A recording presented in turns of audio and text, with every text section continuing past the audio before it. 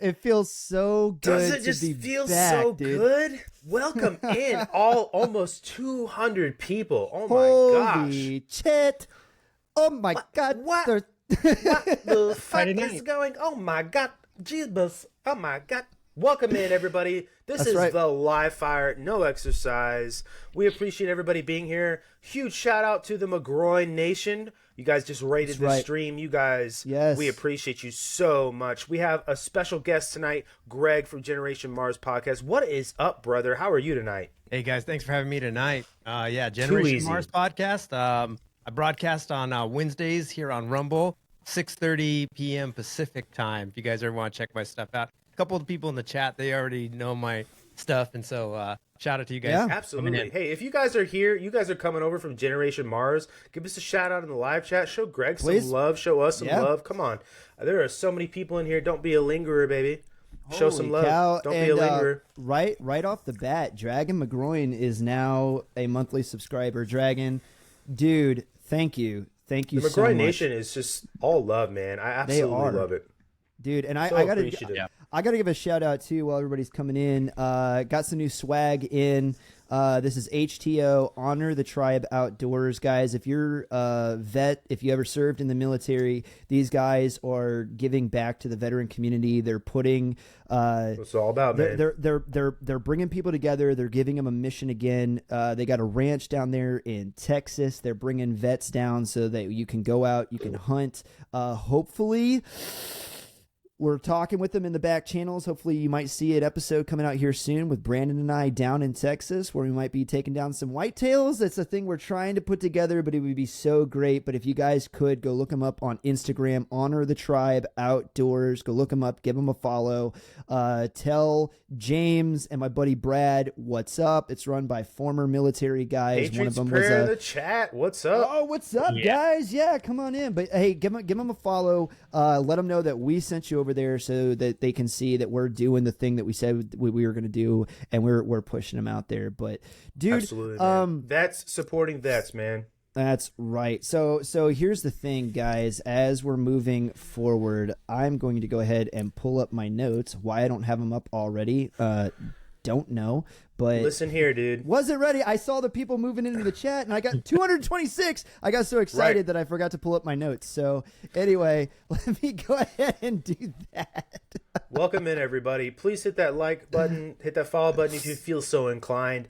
But at the That's right. very least, just feel the love. We appreciate you guys being here more than anything. My goodness. This is incredible. Chris, are you ready to have an awesome show, dude? I can't even tell I'm- you how ready I am, man. I'm so stoked. Let's see. We got James in the chat. What is up? Honor Tribe Outdoors. Welcome in, brother. So nice to see right, you dude. again. That's him. That's the guy. Everybody go That's say the hi guy. to him. Go give him a Yep. follow. Yes. So, all doing the, right. doing so, the real work out there, dude. He is doing the real I saw work. Patriots prayer for the first Yep. time. Patriots on, Bears in there. Yeah. Live with Chris. Yeah, he was. Dude, they on were there. just hanging out. They were just hanging Yeah. out with Trump last week, weren't they? Really. They were, dude. That's holy cow. They were just man. talking to Jason Wilson too. Awesome guy. Love Jason. He's amazing, man. Let's get into this, man. Let's yeah. dude, I am so pumped, dude. Same here. All right. Take so that pump let's cover see. off, Lou. Let's see those biceps. Let's get it going, man.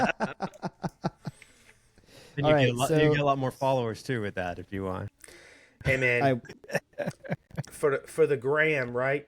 For the It's all, gram. it's all for the gram. All right, so guys, here's what we got coming up. What we're going to be getting into a little bit more tonight. Let's see. The Telegram messaging app CEO Pavel Durov. Sorry, Love I'm you, terrible James. with Thank you. names. Got arrested in France. We're going to be talking about that. Yeah. Let's see. Mark Kuckerberg. I got some notes on that. He freaking said he was sorry and finally admits that he did indeed help the Biden regime and censored people on Regime is a Facebook. good word.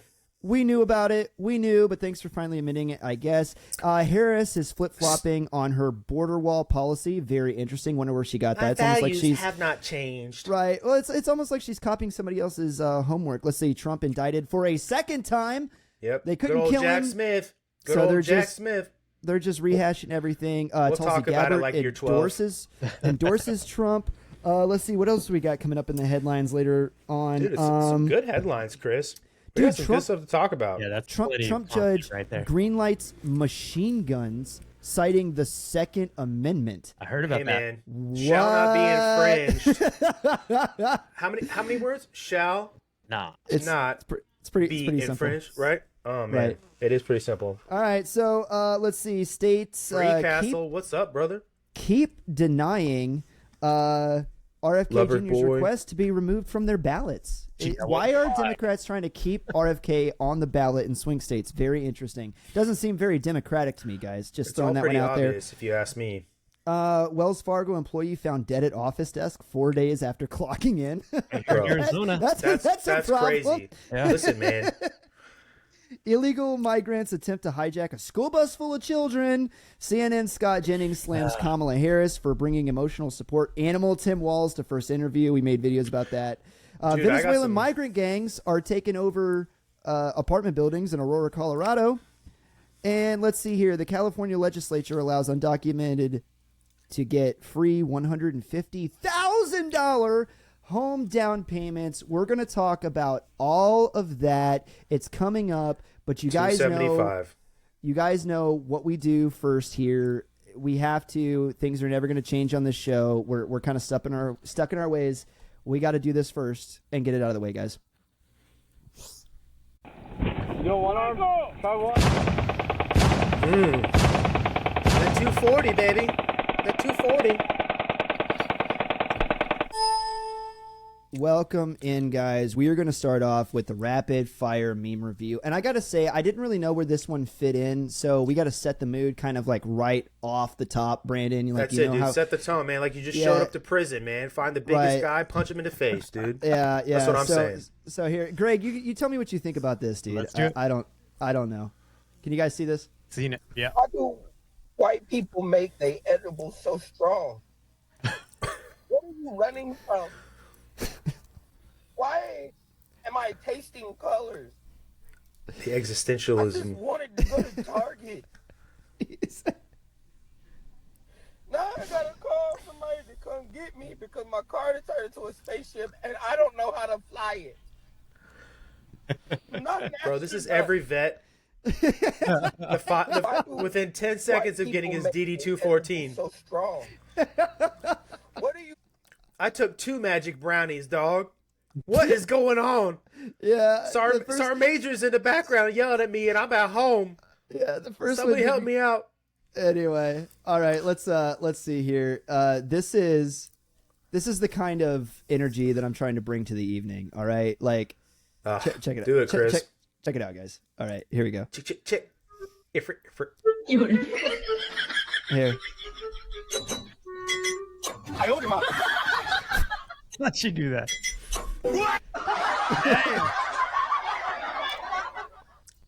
Bro, Let's- both of those are officially Granny's beer, dog. Yeah. Listen, like- yeah, get exactly. outta You don't here. even get. Get You outta don't here. even get a. You don't get a sip. Nope. That's it. By right, You don't get none. by right of conquest, Right. both of these beers are now mine. Listen. Hey, you got two Granny- hands. I got 2 beers. Yes. I like the little John in it. come back. Yeah. What? Yeah. Well, By the way, Greg, Yeah. you gotta help us get on your soundbite level, Oh. man, because that's Got all like kinds of sound bites. I know, dude. Like you're killing it over there. Okay, Bro, let me give you a little plug here. So, Pop in and anyone out, who's man. doing live streaming, you Colonel need to get, Chuck E. Cheese, welcome in. you need to get one of these. It's a There it stream is. Oh, bar. absolutely. Oh, And yeah. you can do crazy stuff with this. This and OBS, you can go. I mean, you can go insane. So you Yeah. can do like OBS is a ham, good, dude. good platform Yeah. if you know how to use But it right. for Yeah. big goofballs like me, I use it for sound bites like this. Bitch. That's camera. Nice. Yeah. Anyways, I do stuff like that. Or here's this one. So, Right? Oh, here's a good one. dude, You like she's this so- one? Listen, man, I would rather shit in my hands and clap than have Kamala Harris as a president. Oh, it's scary. over my head. Overhead, right? Just in front of everybody. Nobody likes public speaking. I'll go to the street corner and do it. Damn right. Don't even care. All right. So anyway, with that, let's go ahead and get in on this rapid fire meme review. You guys know how we do. We're gonna start at 10. do We're it, gonna count baby. our way down. We got it. We got to start with some homegrowns. And here we go. This is one from Common Freaking Sense. I wonder who that guy is. He makes pretty cool memes, guys. If you never I heard don't of know. him, I heard he has a good mustache. that may or may not be true. But these are the Dem donors: Tim Walz over here, Harry Balls, and Kamala Harris, and Old their tampon woke base. Tim. And look what they got for Timmy. Christmas. It's that Trump border wall, baby. Hope you guys enjoy that.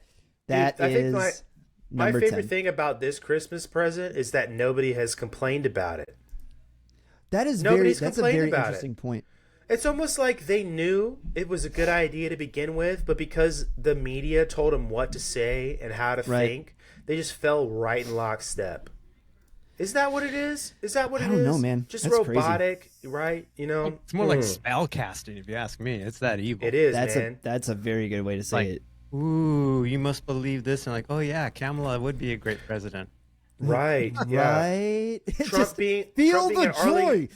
You Trump don't being at feel the Arlington joy. Cemetery the other day was just for a photo op. It's not like he was invited there, or Hmm. Tyler Vargas Andrews wasn't there for no reason, right? Whistling death. Just dude, these fucking people, man. Anyway, Yeah. No, just pissing on your leg and telling you it's raining, bro. It's fine. All right, is so here we go. raining, man. Let's get back into it. Number 9. You sent this one to me. For a generation Mm-hmm. that can't find a good man, you ladies sure are pregnant a lot. and we'll see you Until next we week, meet again. everybody. Until we meet again. Hey, listen, man. If you're a single mom out there, that's all right, I guess. You know, just don't expect the royal treatment when you show up at Sizzler on a Friday night. You know what I mean? So, Oof. just saying, dude, we got to have realistic expectations out here, because that's all we're here about. Realistic Big oof. expectations, you know? Yeah. Well, and What's that called again, Chris? The nuclear family? something Little important. Like that. I don't know. It's I don't kind of what know. holds it's the thread that holds all of this together. Or am I just crazy? You tell me, Greg. Well, if you don't know natural law, then you're never going to get that. But you understand You're natural right, law, man. and you'll be like, oh yeah, no, this is Greg- these things are going to Greg- actually continue to give life preserving to our society. Greg, and I'm gonna pull a veteran move here and say Yep. I'm gonna piggyback off of that. There you Okay, and say, yep, for all my You're vets out there, piggybacking off I'm yourself piggybacking. there, First Listen, Sergeant. hey, first sergeant, hey, commander, hey, major, let me step on in here. Okay, I'm gonna piggyback off of what Greg just said here. Listen, it's time to build families. It's time to have kids. It's time to establish that posterity we were talking about in the Yep. preamble. That's Let's why do it's it. There. Bring those Americans back. Yeah. All Bring it right. back, baby. Number 8. And we march on towards cancellation. Mark Zuckerberg, after years of stealing your data and censoring truth on Facebook, I'm Bro. sorry. Listen, man, it was like those videos of those people that are just, captured hostage by Chechens, and they're just like, please don't cut my head off. I'm really sorry that I censored everyone.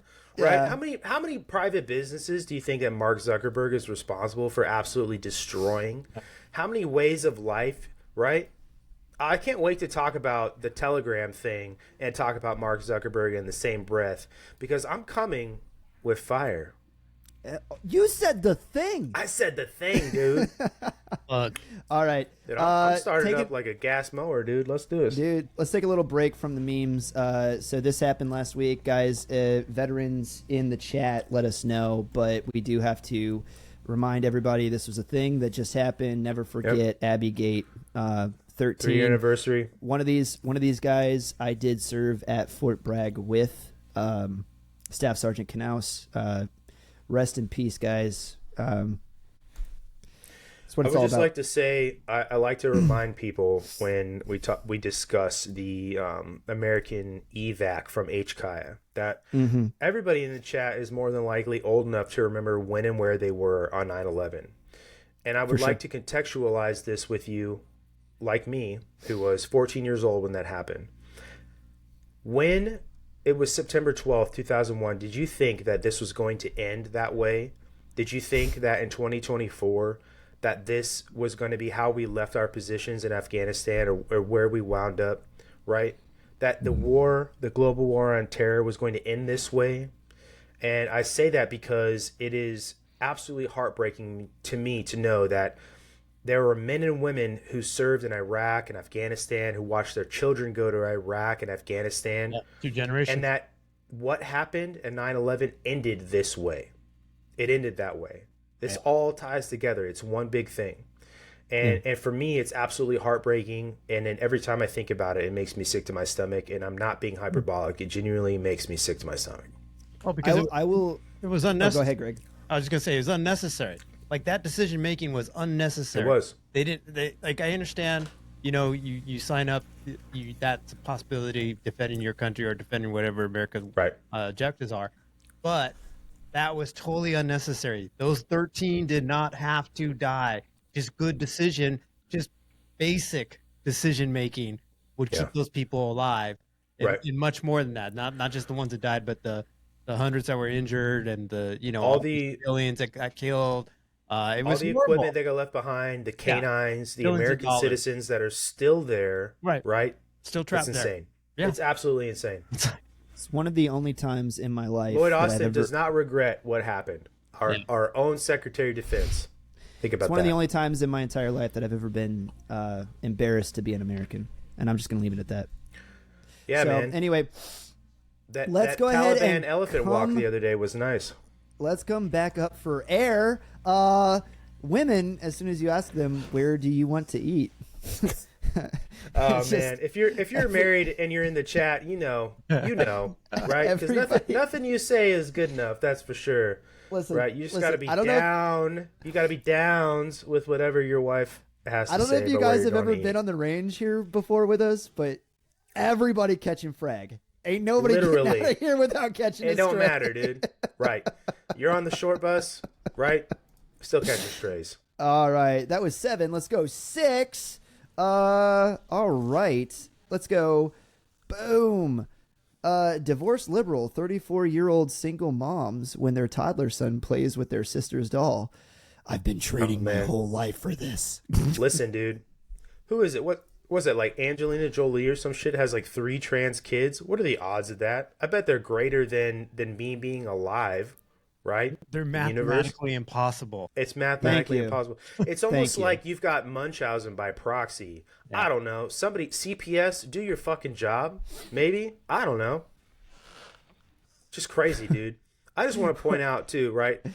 What? I'm just looking at the next meme you sent me. Oh, dude, I don't care, man. Listen, if you guys are watching here, just understand that I'm definitely the unsavory one on this channel. Okay, come for me. I don't care. You're right? a madman. I am a madman. No, All right, you got to read listen, this there are one, no. though. I just want last thing. There are no trans children. Hey, this is a personal one right here. Okay. If you guys are a longtime fan of the show, what's up 300 plus people in the chat, okay? I'm a Florida State is fan. up? I'm a Florida State fan. I'm just going to hate a little bit right here, okay? DJ Uyunglele, our quarterback. This is a play on that name. DJ, you need to get a job because I watched that game versus Georgia Tech on Saturday last weekend. I'm going to tell you right now, I drink, but I don't drink that often, and I don't drink that heavy. And I'm going to tell you right now, man, I was Irish as fuck last weekend. Terrible, All man. right, let's go ahead and keep going. Brandon, I found this one just for you. This is not a meme, Love you, Free Castle. but number 4. This is the diversity hire. Are you seeing what's going on right Hey, man, here? nothing like that barrel pointing right at your forehead. You know what I mean? Put your That's what it's hand all right on about. top of it like that and see what happens. You get Hey, what- sense of fiction. Hey, listen, man. What's a backdrop? I don't know. Hey, do bullets when they go up? I don't know. Let's ask the Taliban. When you fire off a bunch of rounds in the sky, do they come down? I don't know. Apparently they don't. Not in Afghanistan, Iraq, Syria. All right. So we're going to take a break before we get to number 4. This one you sent me, and I don't think that you thought that I was going to pull this one up, but here we go. Oh, dude, this is. I've never seen my butthole. These are the difficult conversations. I don't know I won't. Just to feel good for everybody. Gonna die, not knowing what my butt looks like. Oh, Night at the Roxbury action. I'm afraid. Yeah. All right. Anyway, so Hey, man. Listen. That brown eye will look right back at you. What is it? Who's it? Carl Jung, who said when you stare into the abyss, it stares right back at you, bro? Yeah. It's Do you okay. want to You can- know? Do you you can want to w- know? You can wink back. It's fine. All they gotta Hey. do is look at a picture of Pete Davidson and look at his eyes. And that's what Hey, you're. no, that's true, bro. That's true. Talking about 9/11, right? Nice. But That's right. Let's see. I 'Cause got. his I dad have died it in in. I have it 9/11. in here, but it's late. It's late, right? But there, yeah, absolutely. thank right. you, Greg. Thank you, He'll be Greg. here all night. Jokes are gonna be Yeah. flying tonight. Hopefully. All right. Let's go. What are we on? 3, right? Number 3. Okay, guys, we're scooting right through all Brooks and Dunn style. Scootin'. Let's go. Boot, scootin' boogie. I'm just here watching the season finale of America. Dumpster fire. Absolutely. It's fine. All we right. just we just jumped the shark. It's fine. 6 seasons in a movie, baby. 6 seasons in a movie. Hey, man. Name that According reference. to Kamala Harris, that's good foreign policy right there. All right. Number 2, my wife sent me this one, guys. So just so Oh, everybody no. knows. You just so guys everybody gotta knows, laugh or she'll get upset. The closer the collapse of an empire, the crazier its laws. Marcus Cicero. No dick sucking in the library. Hey, man. If I'm going to the library, okay, what do you think I'm going to the back of the library for, dude? Man, stop telling me how to live my life, okay? Yeah. Nobody hangs out in the As long as you're quiet in non-fiction the section. library when you do it, that's what counts. Hey, man, and when you Oh. consider all of the leftists that are in academia and they write a bunch of books, is it not just a bunch of dick sucking anyway? You know? Nailed it. Irony. All right. So Irony. number 1, you guys let us know what you thought was your favorite. All 354 of you crazy patriots in SOBs. the chat. Let The us library know card is now useless. There's no point, what you guys. thought was your favorite one. Here's number 1. Listen, this is just me explaining to Jesus that communists aren't people, so throwing them out of a helicopter isn't a sin. It's I not. just- Listen, it's just- what I do. It's what I do every Thursday evening before my trash gets picked up Friday morning. Right. It's called taking out the trash, dog. That's it. That's right. You guys Right. let us know what your favorite meme of the week is. That was the rapid fire meme review. I if you hope can- you enjoyed it. If you can actively defend the Chinese Great Leap Forward, I hope that you choke on a chicken nugget. hey,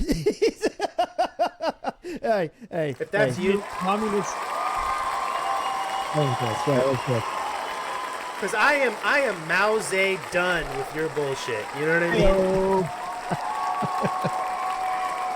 I love it, dude. I love it. All right. So, anyways, that brings me Thank you, Tick to. Pickin'. Hey. Oh, what He happened? said what did I this miss? show is like catching Gutfield after a full day of straight news, a little raw, but totally fine with it. Listen, Yeah. man, we are raw, and I'm Here's to here you. for it. Okay. I don't know how many vets we have in the chat, but this is sitting in the back of the Humvee just BSing. Yeah, That's what it's this true. is. After a long day of work. It's been So, 16 you guys hours. deserve it. It's Friday night. Crack a drink. Join us. Please. I got a little vodka twist Don't going make on me here. ask twice, bro. Some Rainier Do not make me ask twice.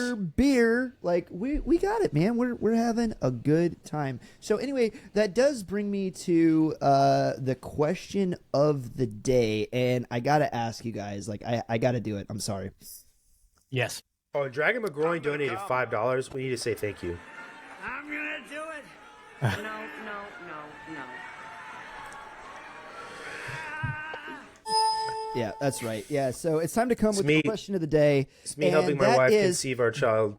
Did you guys catch the Kamala Harris interview? It's been 40 days. She Hey, did finally Kamala- sat down with the press. That Did happened Kamala today. Harris know there was an interview? That's the bigger question.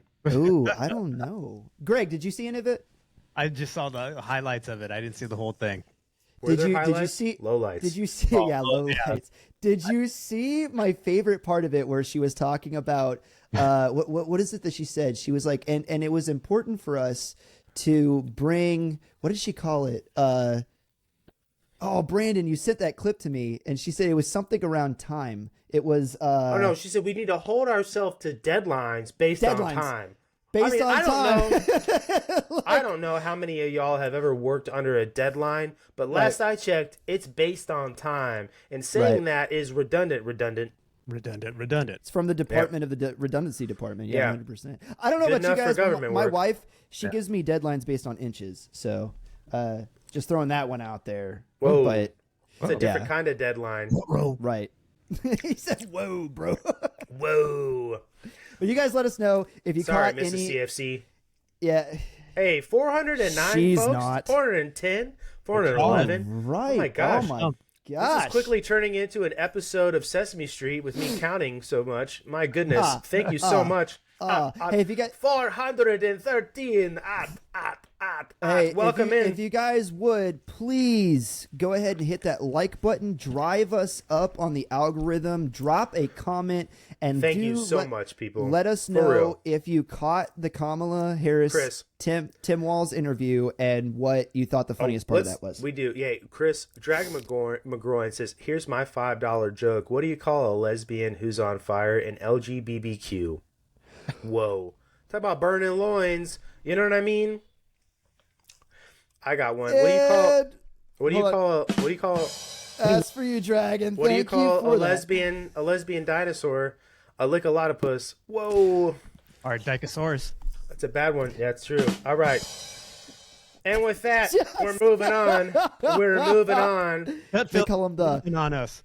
hip hop-opotamus. His lyrics are bombs. They're not. He's Hey, like chopping Kamala off the says, pop. they not like us. They not. Show enough. They not like us. Yeah. You guys are crazy. All right, so with Communism. that, it's time for us to go ahead and hit the headlines, guys. We're going to start rotating over that direction, and you know what that means. Is the gun okay? This is the question. It's a little question, right, Chris? Just a small Just, one. just a small question I have It for you. dwarfs the other questions. Is the gun Nothing like that 50 cal, baby. All right, guys. So like we teased, let me go ahead and start pulling them up. We are going to go through these one by one, and I'm going to throw them over to you, Greg, and you, Brandon, so that we can start discussing them. So let's go do it, man. right away.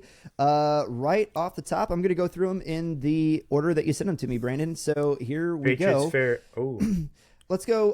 Telegram I got some notes messaging on app this. CEO Durov arrested in France. yeah, so, man. I got some thoughts on this one. There's some weird shit going on. Yeah. But before that, I want to shout out the Patriots Prayer who just donated $5. Wow. He also says, "What do you call a transgender whale?" I genuinely don't know. We'll have to wait on that one. But wait, did he not drop the punchline? he didn't drop the punchline. He's Wait, you can't leave us hanging. That's I not know, man. we want to make sure we got the attention here. Right, he's waiting. typing. Well, we're waiting. I know. Come on. All right, let's talk about the Telegram thing real fast. Okay, Yeah. so Pavel Durov. This is some notes, right? Maybe. Notes I got. Pavel Durov is a dual French-Russian citizenship. Okay, so he Interesting. landed in France, even though he's got warrants in France. So this is something I'll come back to. Okay, he was given 2 life sentences back to back. Okay, for the app. All right. Wow. This is what's going on there, right? Okay.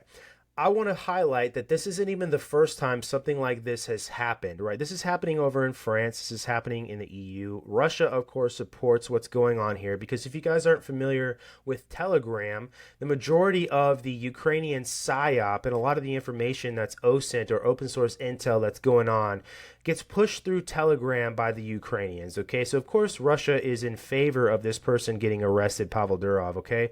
But I'm going to take it back a little bit here, about 10 years plus, to former DevGru, right? What's called DevGru now, what was SEAL Team 6, SEAL, who started an app called Silent Circle, okay? It's another encrypted messaging service, another encrypted marketplace service, okay? Like Telegram, where you can go on there. This individual was hit up by the NSA and said, hey, you need to give us the encryption keys because we're the government and there's this thing called the Patriot Act. We do not like encrypted speech. We do not like speech where we can't track what's being said, right? So this Navy SEAL, being the actual Navy SEAL that he is, upholding the Constitution, his oath to the American people and the Constitution, said, fuck that, I'm moving to Sweden. And he did. So he was sued for those encryption keys, and in that lawsuit, he won that lawsuit before the modern brand of lawfare that we see in this country is going on, okay? Point blank, the government hates that you have the ability to talk to anybody without them spying on you, right? So if you think you've got Signal and it's encrypted end-to-end, it's not in the way that something like Telegram is, okay? My question, all right, there's a couple questions I have here, and don't jump in until I finish these questions, gentlemen, okay? Because I really want you guys to give me your input on this, especially you, Greg. First off, Pavel Durov had warrants in the country of France. Why did he land there? Okay. What's happening there? Okay. And then the second thing is he's being arrested for things that are going on the app. Not things he did, but things going on the app. So if we can arrest Pavel Durov, why the absolute fuck is Mark Zuckerberg not in jail for the child pornography, human trafficking that happens on Facebook Messenger, Instagram, and Facebook in general? Yep. Gentlemen, please take it away. Well, first of all, I heard, I could be wrong on this, but the rumor is that the CEO was invited to have lunch with Macron, and then once he arrived at the airport, they snagged him. So that was Admiral Akbar. Pretty weird when It's a trap. It's a trap. No, but he had active warrants in France, and this guy was literally avoiding the EU by flying through mostly Middle Eastern countries, right? Flying through the UAE, flying through Saudi Arabia. That's where he was hanging out, spending most of his time, avoiding landing in those countries. I mean, do you guys think that maybe they paid off the pilot? And the pilot was like, you know what? Because if you're sitting in the back of the plane, bro, are you really going to know where you're going? No. If I'm flying, I don't know where the hell the plane is taking me. You know, if I'm supposed to be going to Dallas, they could divert to Springfield, Illinois, and I would have no idea, right? You know, do you think something like that happened? You think maybe they got to the pilot? Well, he was high it could profile. be. I don't know. He was high profile. I honestly don't know. He was on there. I What'd you will say, say Greg? this. I said he's high profile. They know that he's on there. There was no Right. mistake. Right. I'll ask him, why would these guys be able to show up at the airport ready to arrest him? He was legit arrested on the tarmac, coming down the stairs. I will say this. I don't know too much about it. There's too much that happens behind the scenes. You know, I can't talk about TTPs, SOPs, like all that stuff when it comes to stuff like this. But I will say this. This was 100% a message to the world.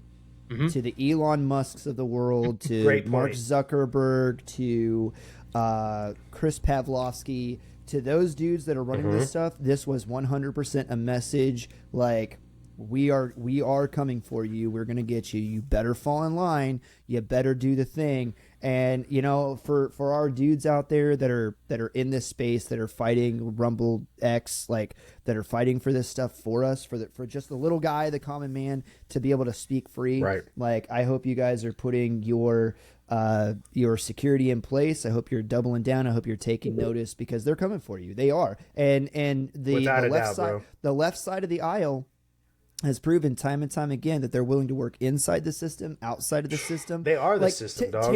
Tearing down the law is part of the plan for them. They don't give a shit if they have to break the law to get you. They're going to do it because tearing down the system is by design. And that's Chris and Greg, I want you guys to riff on what Patriots Prayer just said. He said, I think Zuckerberg is deep state. I agree. But I would like to hear it. Go off. The whole Facebook thing was plus 600 in here, you guys. Welcome in. Thank you. Holy welcome to the Fire Fam. Welcome to the Fire Fam. Information for you tonight. So the whole Facebook hit the like button was CIA op. It was a total CIA op. You go look at the background, you can find all that stuff out. It's not anything that I'm bringing to revelation right now. Also, too, you guys remember the Congress hearing that he had, and he was sitting there looking at all of the Congress members. He sits down and he does that thing where he's like, this is what human beings do, and he grabs a glass and he's like, I drink like McDonald's. and then he looks over and he's like, hello, fellow humans. I am barbecuing some meat. It is me, Mark Zuckerberg. I know I'm hungry because I am human, and humans are hungry. Yes. It's like the Steve Buscemi meme. Hello, fellow humans. Greetings, fellow humans. So it all goes back, right? Like this is well known. It's devolved in front of Congress. It's open source information. It's Project Mockingbird. They were doing it as far back as the 1960s. They have people from the intelligence community that come out of government. They go straight into media assets, and then they're there. And if you think for a second, right, it's let me explain it this way to you guys. Like, if you get out of the military, right, for dudes that are in the chat, if you're military, do you ever stop being military? Do you ever lose the network that you had now forever, while dude. you were right? If you get out of the intelligence community, do you think you ever stop being part of the intelligence community? And by the way, guys, before I was a Green Beret, I was part of the intelligence community. That's where I started. I was a signals intelligence analyst, right? And so these people, they come out of the government. They come out of the government, they have their skills, they have their network, they have the people that they talk to, and then they're getting these high-level, 6-figure jobs in media companies media, and in social Twitter, media companies. Facebook. And then, right, and so you think that they're not sitting at their desk and they're not continuing to do the work that they were doing while they were in the government, right? But now they're in a private corporation. Yep. Like, come on, guys, it's all out there. Just spend a little bit more time. Get you Brave, right? Don't be on Google. Don't be on even DuckDuckGo got corrupted. Get you Brave. Go out there. Look up this information. It's out there. You can read it. We're not conspiracy theorists, right? I am now accepting the terminology of prophet because I've been right too many times. Read the Twitter files and don't read it to get pissed off, but read it to go, this is the playbook. This is how they do things. Right. Understand that that's what you're getting into. If you're a person on social media with a big following, or if you're doing live streams and you're starting to get big followings, understand, don't go in it don't go with the twisted mindset of thinking, oh, they're never going to follow me and they're never going to do. No, they will. Hi, Frank, by the way. I always get Frank. You're That's our FBI Chris, guy. If you're going to bring up Project Mockingbird, Yeah. if you're going to bring up, let's talk about what we were talking about the other day with the Hegelian dialectic, right? This is an old playbook. This is nothing new, right? The United States is not a new purveyor of this tactic, right? So the Hegelian dialect is developed by a German philosopher, George Wilhelm Friedrich Hegel, right? The key components of the Hegelian dialect are thesis, antithesis, and synthesis, okay? This is the game of brinkmanship. This is the game of taking away your liberty inch by inch by inch. The whole take an inch, right, or give an inch, take a mile, right? Thesis is the starting point of idea. Frog. The boiling frog. Pot of the frog. The starting point of an idea, and the reaction, which is your reaction as the person. I present this idea. I gauge your reaction. And then what I do is offer up a solution that's half as bad as the problem, okay? Right. And now I've gained that little bit of ground on you. And so the next time I present a problem, I can gain even more ground than I did before. This is a tactic that Karl Marx listened to Hegel talk about. It was implemented in Marxism. Him, Leon Trotsky, right? The OG communists. This is not a new tactic in anybody's playbook. This is something that you can cite back ages, right? Hundreds of years, okay? And that's not even, it wasn't called the Hegelian dialectic in ancient Rome, but this is the same sort of brinkmanship that Roman emperors used against Roman citizens when they decided, well, we're going to go ahead and take land from the patrician class, right? And give it to the plebeian class, and none of that worked, right? You saw a lot of political assassinations. So these are things that have been going on for a long time. It's because the human psyche and the nature of humanity hasn't changed all that much over the millennia, okay? So it's because they call woke what it is now. It used to be political correctness. The terms have changed, but the definitions have stayed the same. Back me up.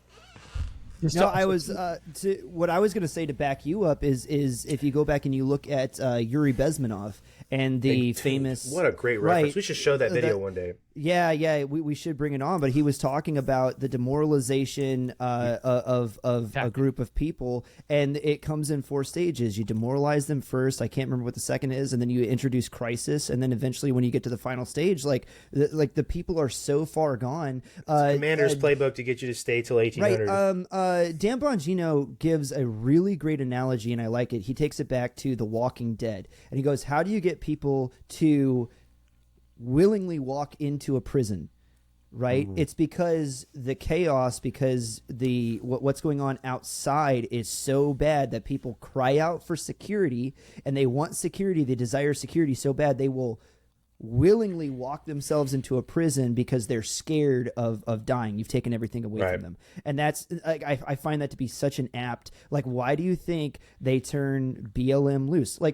First of all, have you ever seen BLM or Antifa actually riot in a place, and then all of a sudden moving vans come in and people pile out of the back of them, and they have signs and they're all pre-made, and then there's U-Haul trucks, bricks staged on street corners where they show up?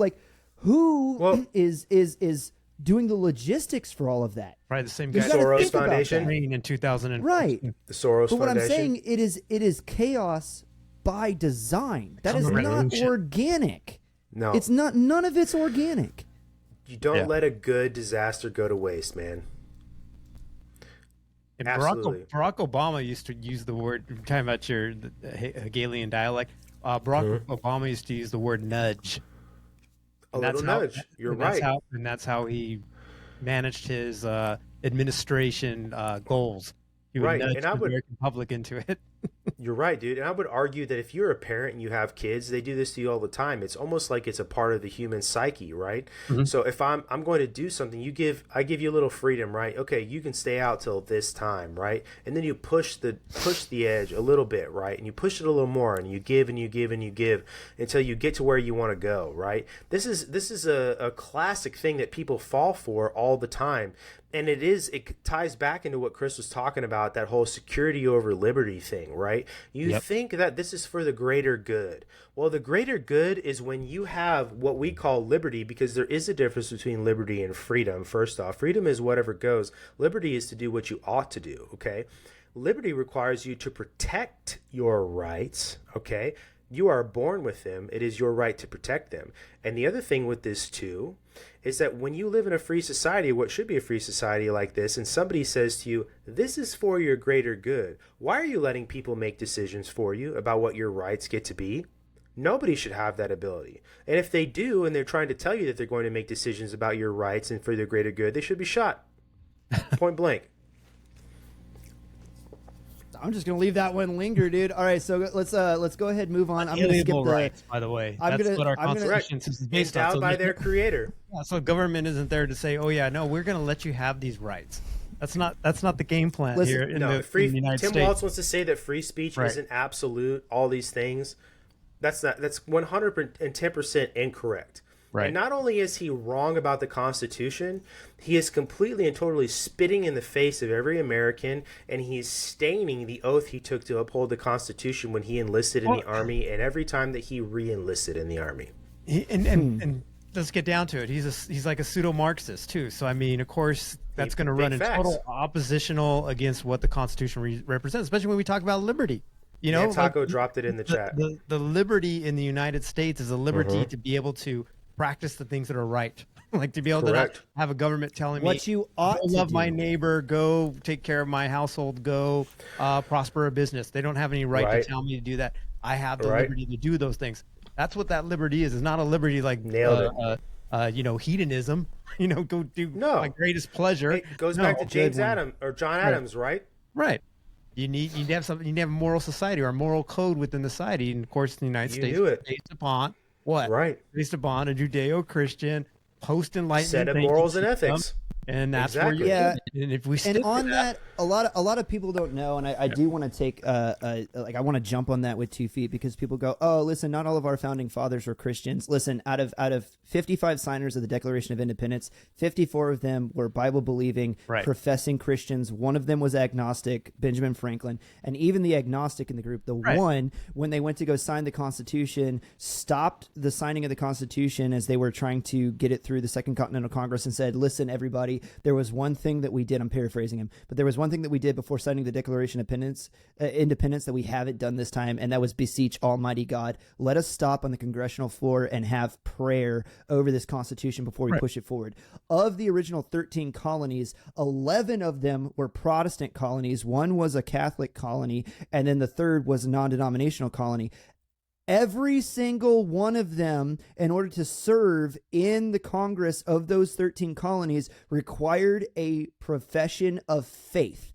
I believe in my Christian faith, or you could not serve in the government. So this idea that we are not a Christian nation is completely made up out of whole cloth. It's not historically true by any means whatsoever.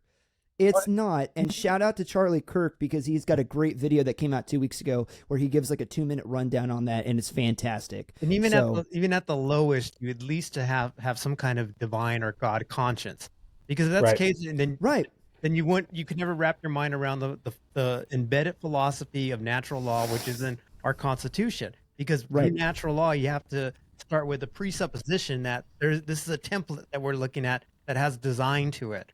Where does that come from? Does that come from a vacuum black hole?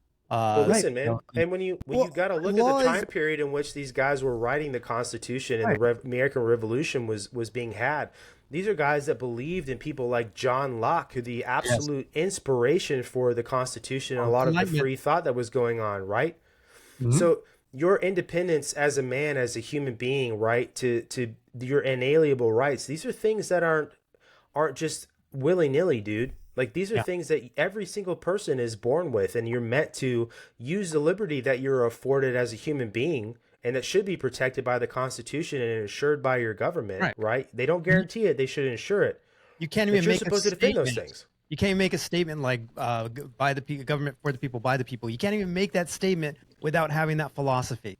100%, Greg. It doesn't work. You're playing with something else. You can go, oh no, we don't have a Christian background in our nation, or no, these were white slave owners, and do all the other bull crap. You can do that, but you know what you're going to find out? Same thing you're going to find out if you look into the sun and open your eyelids like this and go, I don't believe in the sun. I'm just going to sit there and stare at it. We can never. Dude, I absolutely. I have to shout this out. I absolutely love that Itchy McGroin just mentioned the Magna Carta.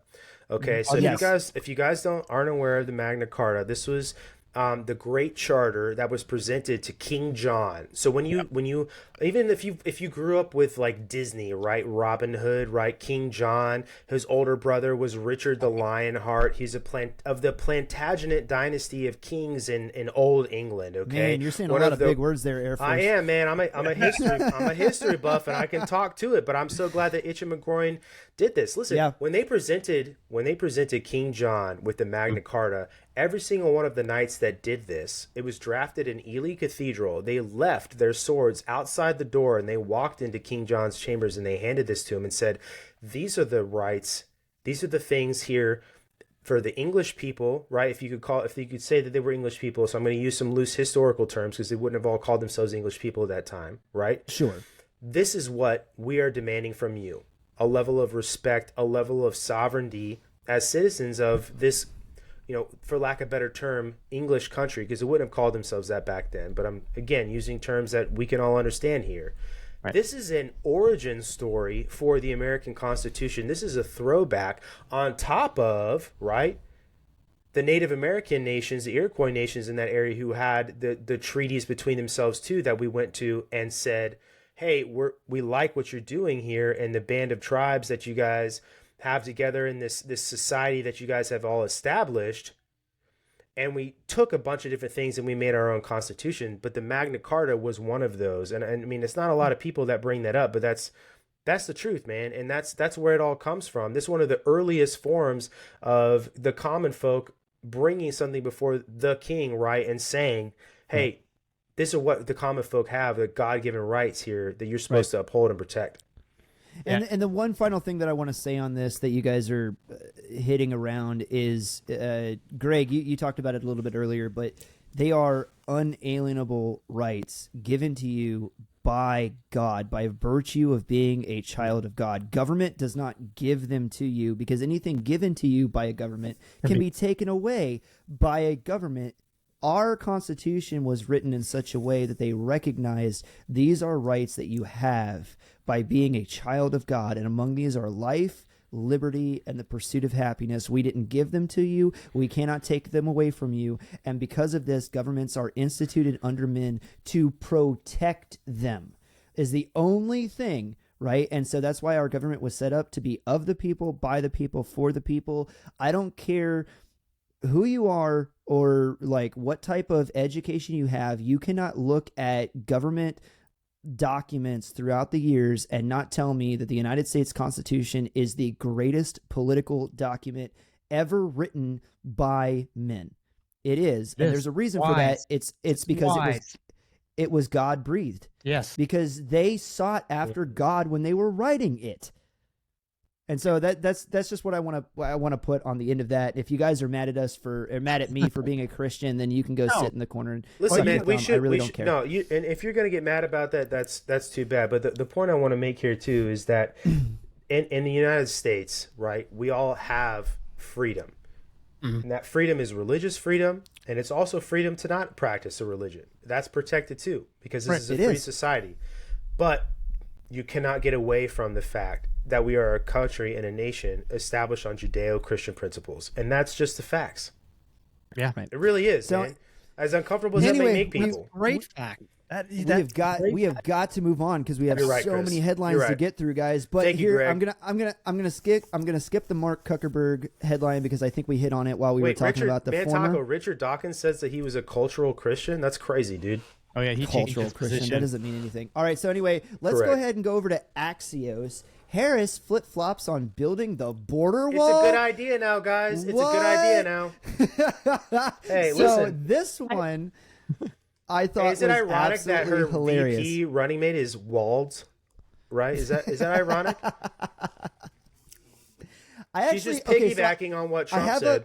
Okay, so I got to bring this up, and I'm going to put it out to the chat, and you guys let me know if you think that this is crazy or not. So this is coming from Mrs. CFC, my wife. We're driving home from the zoo today with the kids, and she goes, my theory is that the Democrats know that this is an unwinnable election for them.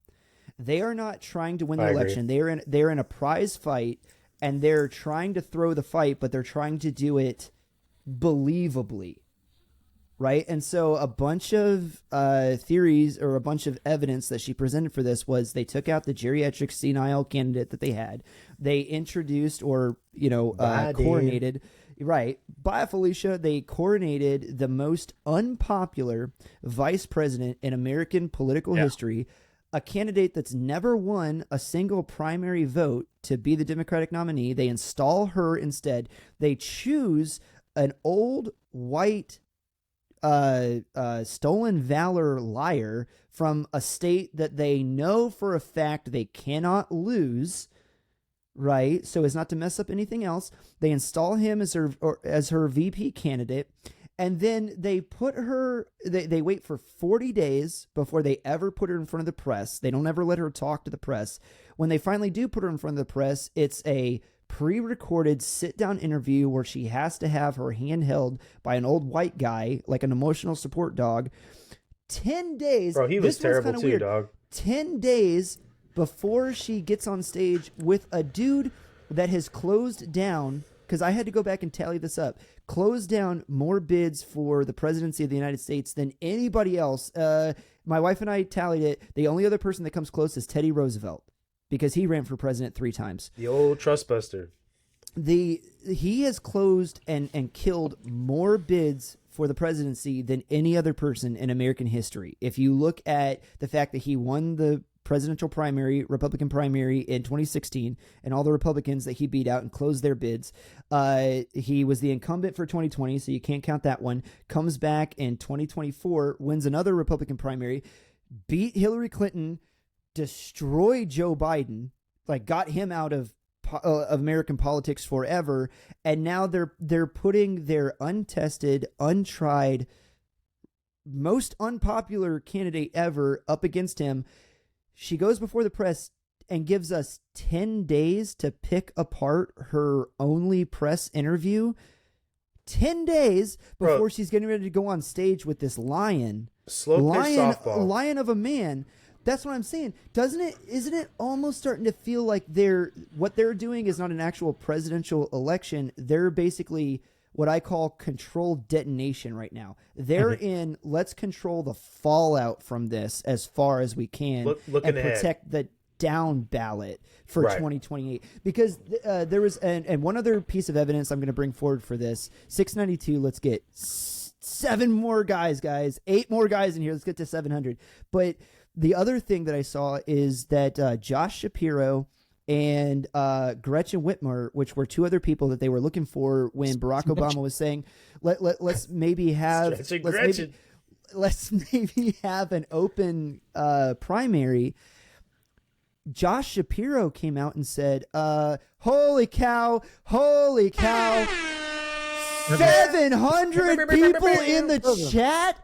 You guys are nuts. This is awesome. Smash that follow, smash that like button, guys. That is Thank awesome. you so much for being here. It really, truly means a lot. But anyway, Josh Shapiro came out before the primary and said, you know what? I turned them down. I said no. And a lot of people on the right were like, it was because he was a Jew. They turned him down. Hannah and I started thinking about this, and it was like, I actually can see a reality where he was looking at her and looking at the burning house and going, I actually I'm a very popular governor in Pennsylvania. Like, I'm pretty moderate. Like, I have presidential aspirations myself. I'm not touching that with a 10-foot pole. I'll fall in line. I'll give her the speech. I'll do the thing for the party. But no, I'm not, like, I actually have a political future. Tim Walz has no political future. Right. He has no political future. So exactly. So all that to say, I know that was a kind of a long preamble to this, but what do you guys think? You explained it well. Do you think they're just doing a controlled detonation right now, where it's like, let's just do we're going to throw the fight, but we have to do it believably. It has to look like it was a close race, because we know we can't win, but it has to look close, because it's like we can't afford the Democratic Party. It's like, to how go can we down. lose from a position of strength? How can we lose from a position of strength? That's my point. What do you guys think? I'll turn it over to you, let you riff on it for a little while. Like, what do you guys think? I was going to ask Brandon, you got a lot of good history. Where have you seen something similar? Like, have you seen this? What he's projecting? I mean, literally, the second you ask me that question is I see in well, what I saw was an Adolf Hitler shaking hands with a Kaiser Wilhelm, right? And I see Kaiser Wilhelm, and I'm not saying that it's the Nazi Party, but what I am saying is this is a transfer of power. Okay, that handshake. There's a famous photograph of Adolf and Kaiser Wilhelm shaking hands. Okay.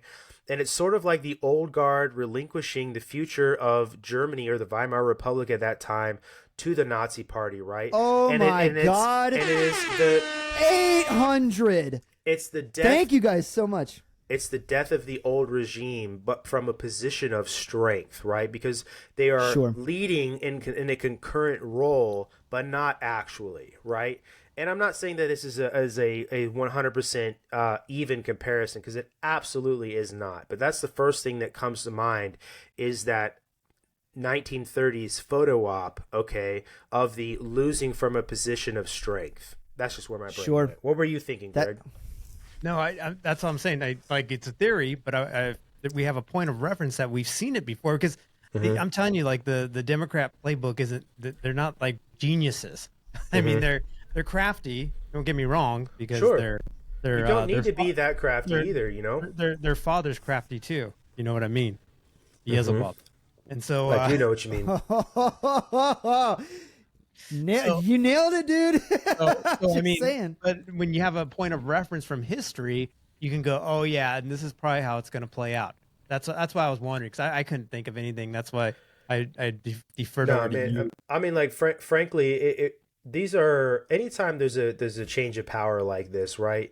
Especially, let's say, like, I mean, how many people in the chat have maybe taken over a position from somebody that meant well but didn't do a good job, right? You don't want them to look bad. You don't want them to leave with a bunch of shame or their head hung low. So you let them kind of go out on a win, so to speak, right? That's kind of what this is, man. That's my point. It's you're letting them bow out respectfully, even though there's no respect here, right? So don't twist my words or mince them and misunderstand what I'm saying. But what they are is they're sort of doing it to themselves, where they acknowledge that they can't win, but we're going to do it in the most quote-unquote dignified and strong way. There it is. Thank you. I appreciate that, Greg. Yes, like I said, man, there's that photo, right? The old guard and the new guard, right? Thank you, Greg. Right. But that's what this is, man. I agree, Chris. It's like, hey, how can we lose? What is that? It's like that line from Toy Story. This isn't flying, it's falling with style. With style, yes.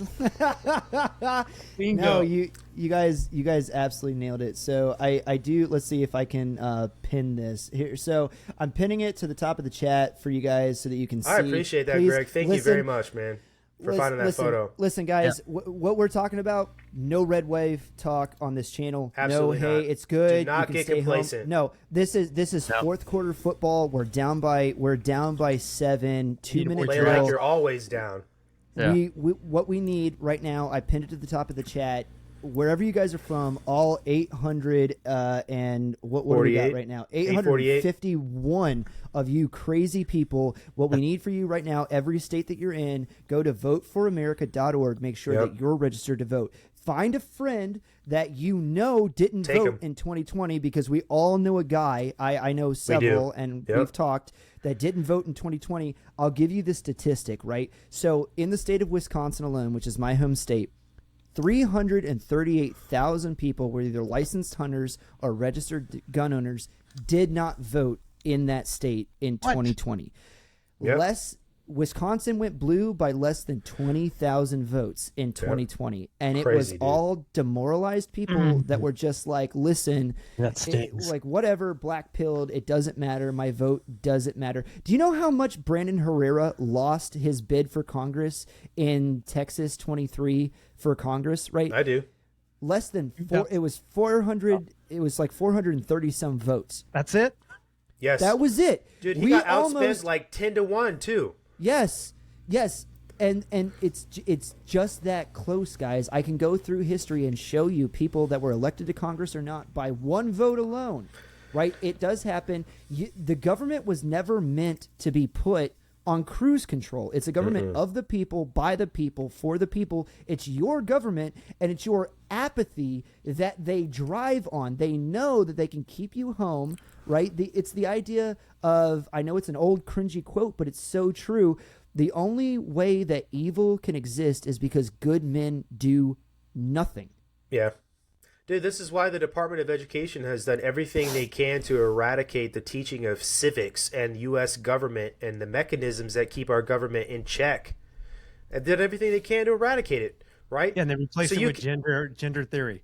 Exactly, and that's why you have a generation of people that look at the government and say, this is fine, even though it isn't, and it goes against absolutely everything that we should be upholding, right? Teach your children about the government. Teach your children about the way it's supposed to work. Teach your children that they are born with these rights and that liberty absolutely must trump security. Okay, that way when they get older, they can demand a better form of politician. Right now, we're dealing with the fallout of the failure of the Department of Education. Yes. That's a fact. Any person that will trade freedom for security Deserves neither. deserves neither. 100%. Amen, brother. So anyway, on that, I'm going to go ahead. Let's come up for air for just a second, because I have Appreciate a few you. memes that I always save in the background. So Love here it. I got one for you guys. We can laugh about it for a little bit. This is an old declaration of memes over on X. If I can have an abortion, if I can't have an abortion, then I'll stop having sex with random strangers. Jesus says. Good. Bingo. Right? Good. Then What does maybe she you learn win? a little- What does she win, Tony? She won. Oh. Bro. Oh my gosh. I'm not mad. Right? Hey, okay, cool. Right? All right. Coming for your guns. Your terms are acceptable. Your terms are acceptable. All right, so let's go ahead and move on to this. I'm interested, Greg, I'm going to throw this one over to you first, because I'm interested for your take on this as a civilian guy.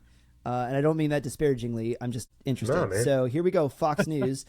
Trump indicted a second time in Roster election is now a subversion monthly case. supporter. Thank you. Thank you, Roster. Whoa. All right, hold on. Let me come back. Deserves a shout out.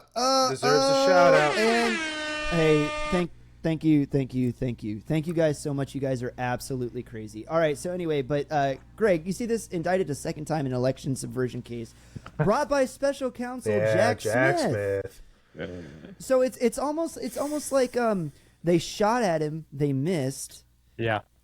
And so Again, they- to controlled debt, Plan B. fallout. No, this is the control. lawfare, dude.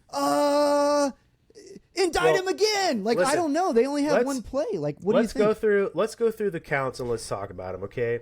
So Okay. count 1 is conspiracy to defraud the United States. Count 2 is conspiracy to obstruct an official proceeding, right? So the certification of the electoral votes.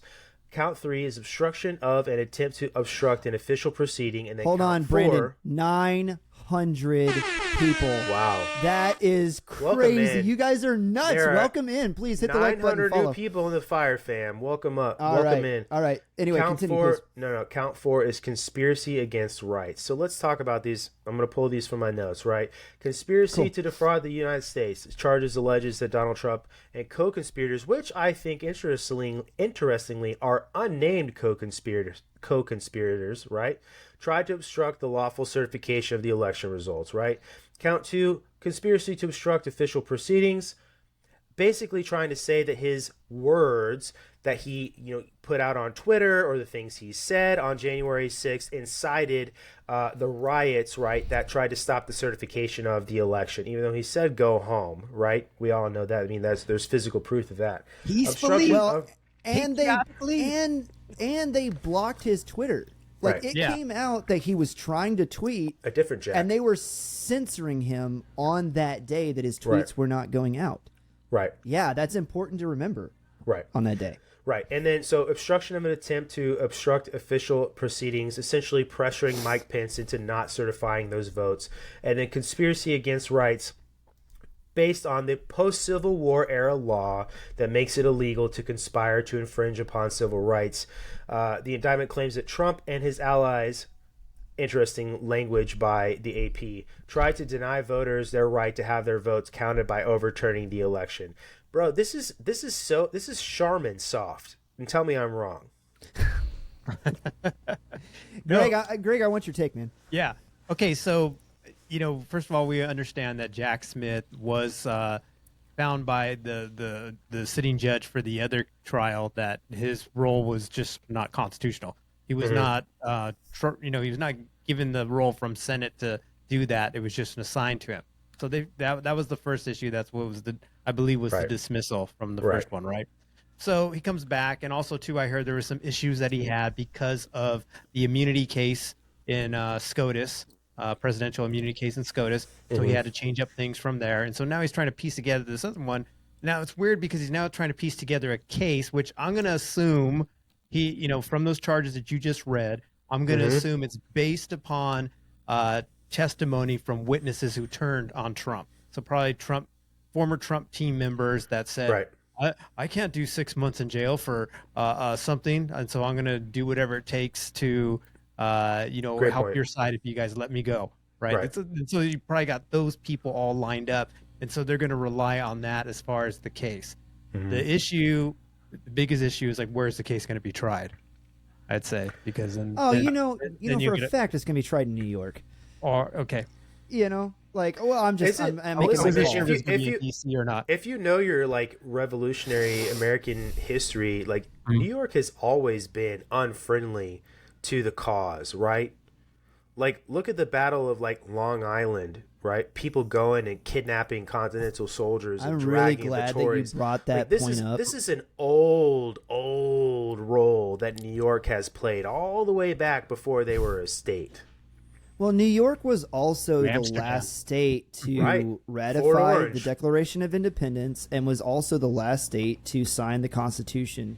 Like everybody says, hey, it was July 4th, but a lot of people don't realize that the delegates from New York didn't arrive to sign the Constitution the Declaration of Independence until actually July 10th. New York has always been New York City first, business first, has always been. Like they always have. It's in their blood. And if you're in here and you're from New York, like listen, I know some of the McGroins are from New York. I'm just talking history. Don't think I'm coming at you specifically because I know upstate New York is very red. Yes. But we are talking about like the Manhattan crowd. We're talking about Wall Street. We're talking Right. about the big money.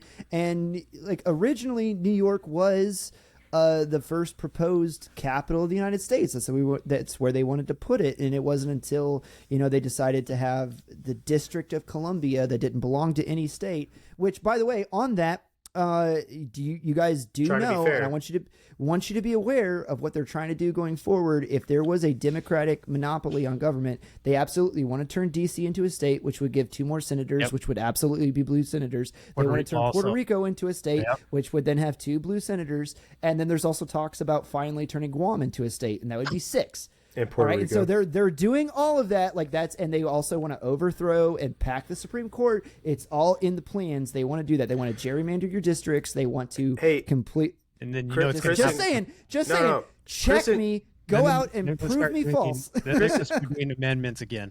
That's what Chris they're and going to Greg, do. who's a president from our history that doesn't get enough shade, honestly, who tried to pack the court too? Oh, was it Woodrow Nixon? Wilson? No, Nixon. FDR? Did he? Oh, yeah, him too. Yeah. Oh, I mean, he was a progressive. It's always Bro, been a progressive more agenda. than a progressive, right? Yeah, no, Yeah. but yeah, let's throw Japanese That's Americans in Woodrow internment camps Wilson. too.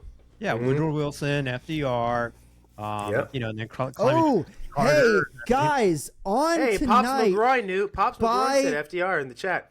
What's up, Pops? Hey, so check it out. Fresh off the high school football field where his kid was playing, please welcome him in tonight way. to the chat. There he is, Dad, hot seat Todd. Welcome Hey, in, now brother. I can hear you. What's Thank up? you so What much for is joining up, bro? tonight. Oh my gosh, dude. We're Welcome. I'm we're making our blushing way over- through the headlines, dude. If you're cool with it, Todd, we're just gonna keep rolling through because I have Yeah, another dude, one. I literally Thank just you for walked being away here, from. Todd. Yeah, man, just walked away Well- from a high school football game. My boys Hope you got the won, dub. so They Abs- did win. I was heck going to yeah. ask you that. got the Well, you know dubs. what? Yeah, They get one of these, dude. yeah. That's right for the and home then team, tomorrow I get to start with Alabama football. It's a good day. Hey, Which, man. Good day. College football is back in America, baby. Yeah, that's War- a fact. War I got Eagles. season tickets, man. Don't even No, cuss no, like that. don't on even it. do Don't that. even What cuss is it? like Oh. that. Hey, Hell's hey wrong with Todd, you? if you want to leave, I understand. Yeah. He said, "I'm out. I'm out." Guys, With please your welcome. season tickets. Please welcome Right. Todd from Dear America. What's going on? One of our newest friends here on the channel. Todd, if you would, before we jump into everything, tell everybody where they can find you, where all the stuff is before we Yeah, move man, on. my handle's the same on every social out there. It's Todd Spears 1776. Of course, you can find me and Graham Allen here on the Dear America show with Graham Allen at 9 a.m. Eastern on Rumble. And then starting Tuesday, September the 3rd, my new show, There it is. Hot In Seat. the Hot Seat, starts at Love 1 it. Eastern on the same network as Dear America. So very, very much looking forward to that. And me and Casey Hill, a.k.a. the Soundboard Lord, will be together for this show. And we are going to just dive into everything that is Tim Waltz on Dude. September the 3rd. So I am very excited about just destroying that piece of trash. It's going to be Trash great. is the But right word. Man Taco says Amen, it's a dude. facial hair podcast today. Amen, man. Yeah, man. Yeah. Dude, the beard, Got the beard, to. Todd, the beard looks good, man. I like Thanks, the gray man. at the bottom. It's very Like distinguished. I typically I was gonna say Dr. just Strange, grow yeah. this Right. because like I had this Joe Dirt thing going where I had Holy a cow, whole- guys! Joe Dierte? 900 people in the live Joe stream Dierte? tonight. You Not like Dude, Joe Dierte. you Yeah. guys are nuts. Thank you so much. So anyway, Todd, I have a question for you since you just dropped in. I'm Fear going the to throw this beard. one over to you. Straight hot, dude. Off the presses. I want your take on this one, and then Greg, right. you two after that. All right. Ex-Democrat Tulsi Gabbard endorses Donald Trump in 2024 race. My question is, after the political earthquake that was RFK, Yeah. do you guys think that one is? Do you think it's going to move the needle? I think it jiggled it a little bit, but I think everybody pretty much expected that to happen. You know, with Sure. Tulsi switching sides, I think that was an expectation. I don't think anybody really saw RFK coming. You know, coming to the I dark agree. side. But nah, Tulsi probably helped a few people, but not nowhere near as much as RFK. Yeah, Tulsi was already, I mean, slight, middle ground rumors, but was already rumored to be working with the Trump team. On Yeah, the, on the right. TL. Yeah, she's been preparing him for the Right. debate with Kamala. That they've been talking about that for like a couple weeks now. So But that um, RFK endorsement at that the was Trump rally over huge. here in Arizona. so oh my huge. goodness. So good. That was a so fi- that's where you're at, firework. Arizona. Yeah, Arizona. Ah, nice and dry. I like it. It is. So 113 Todd, today. I'd be interested to get your take on this because I was saying it earlier. I got the I nice w- can. I was thinking that the Democratic election right now is not necessarily they're actually trying to win the election. I'm thinking, and this is actually my wife's theory, Uh-huh. that they're just doing controlled detonation right now. And they're getting rid of like some of their political pawns that they're like, these are the worst people, most unpopular vice president in American political history, never won a primary vote. And then they pluck a no-name governor who is a coward and a stolen valor liar from a state that they know that they cannot lose. And they put them on the ticket together and they send them out there. And it's almost like they're not actually trying to win. They're just trying to limit fallout. What do you think about that? I think they're trying to move the needle enough to where they can cheat. That's that's honest to God what I think the game plan is.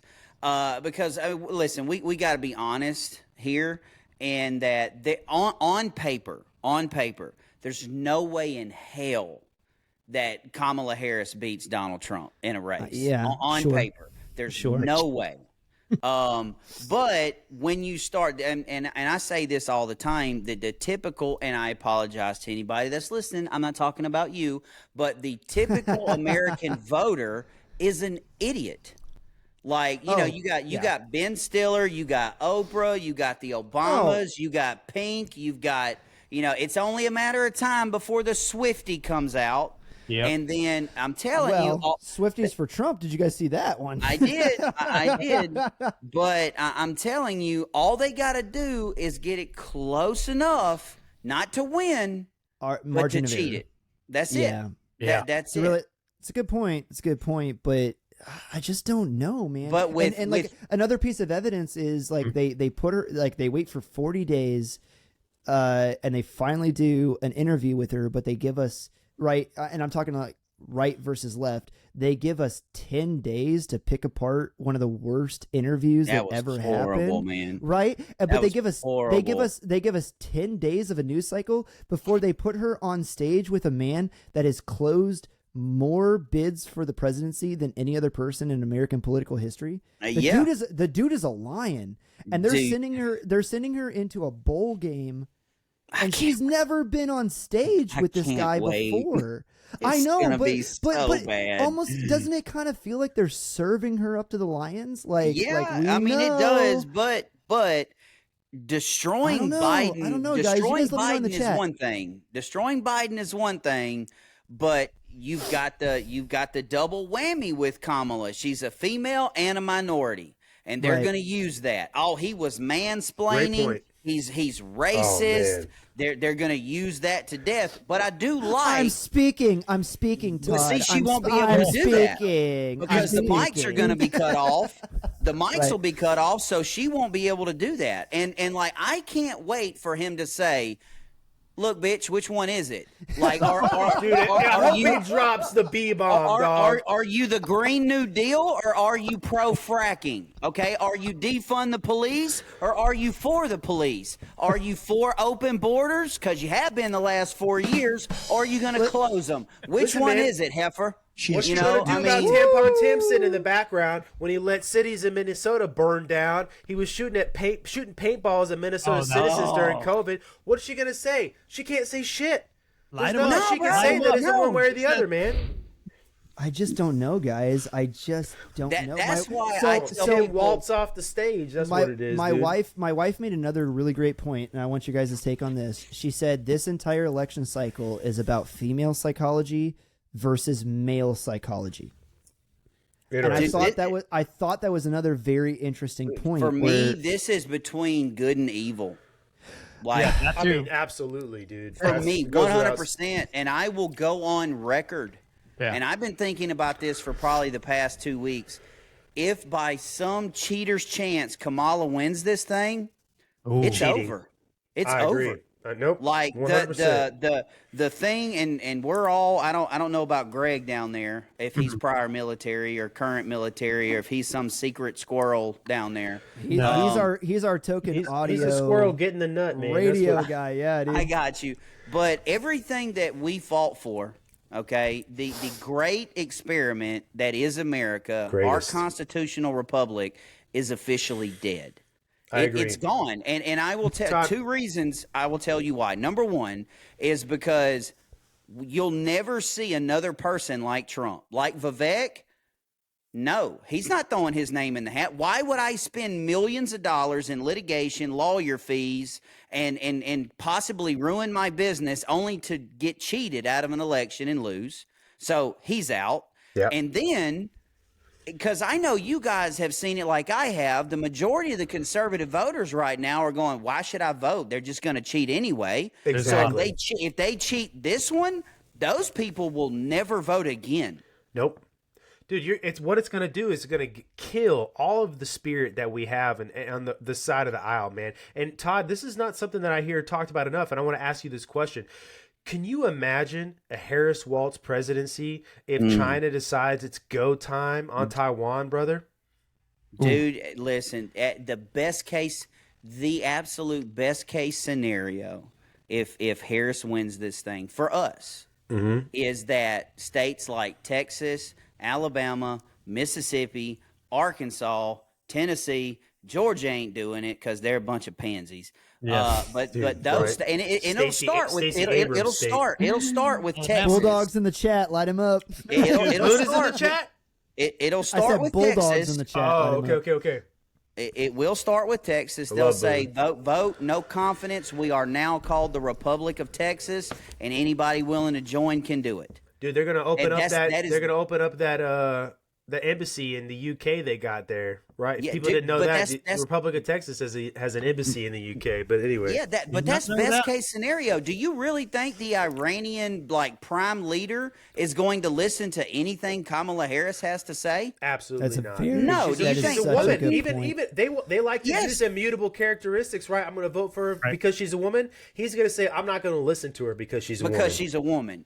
And I am telling you, And a mouth. Russia, China, You're right. South You're right, Korea, Greg. Yeah. Iran, all of them are going, please elect They Kamala are. Harris. They Bro. Please, absolutely are. because wet we will dream, use dude. we will use bricks to destroy the American dollar. We will tank America's economy, and as Let's soon talk as that about they're weak, bricks.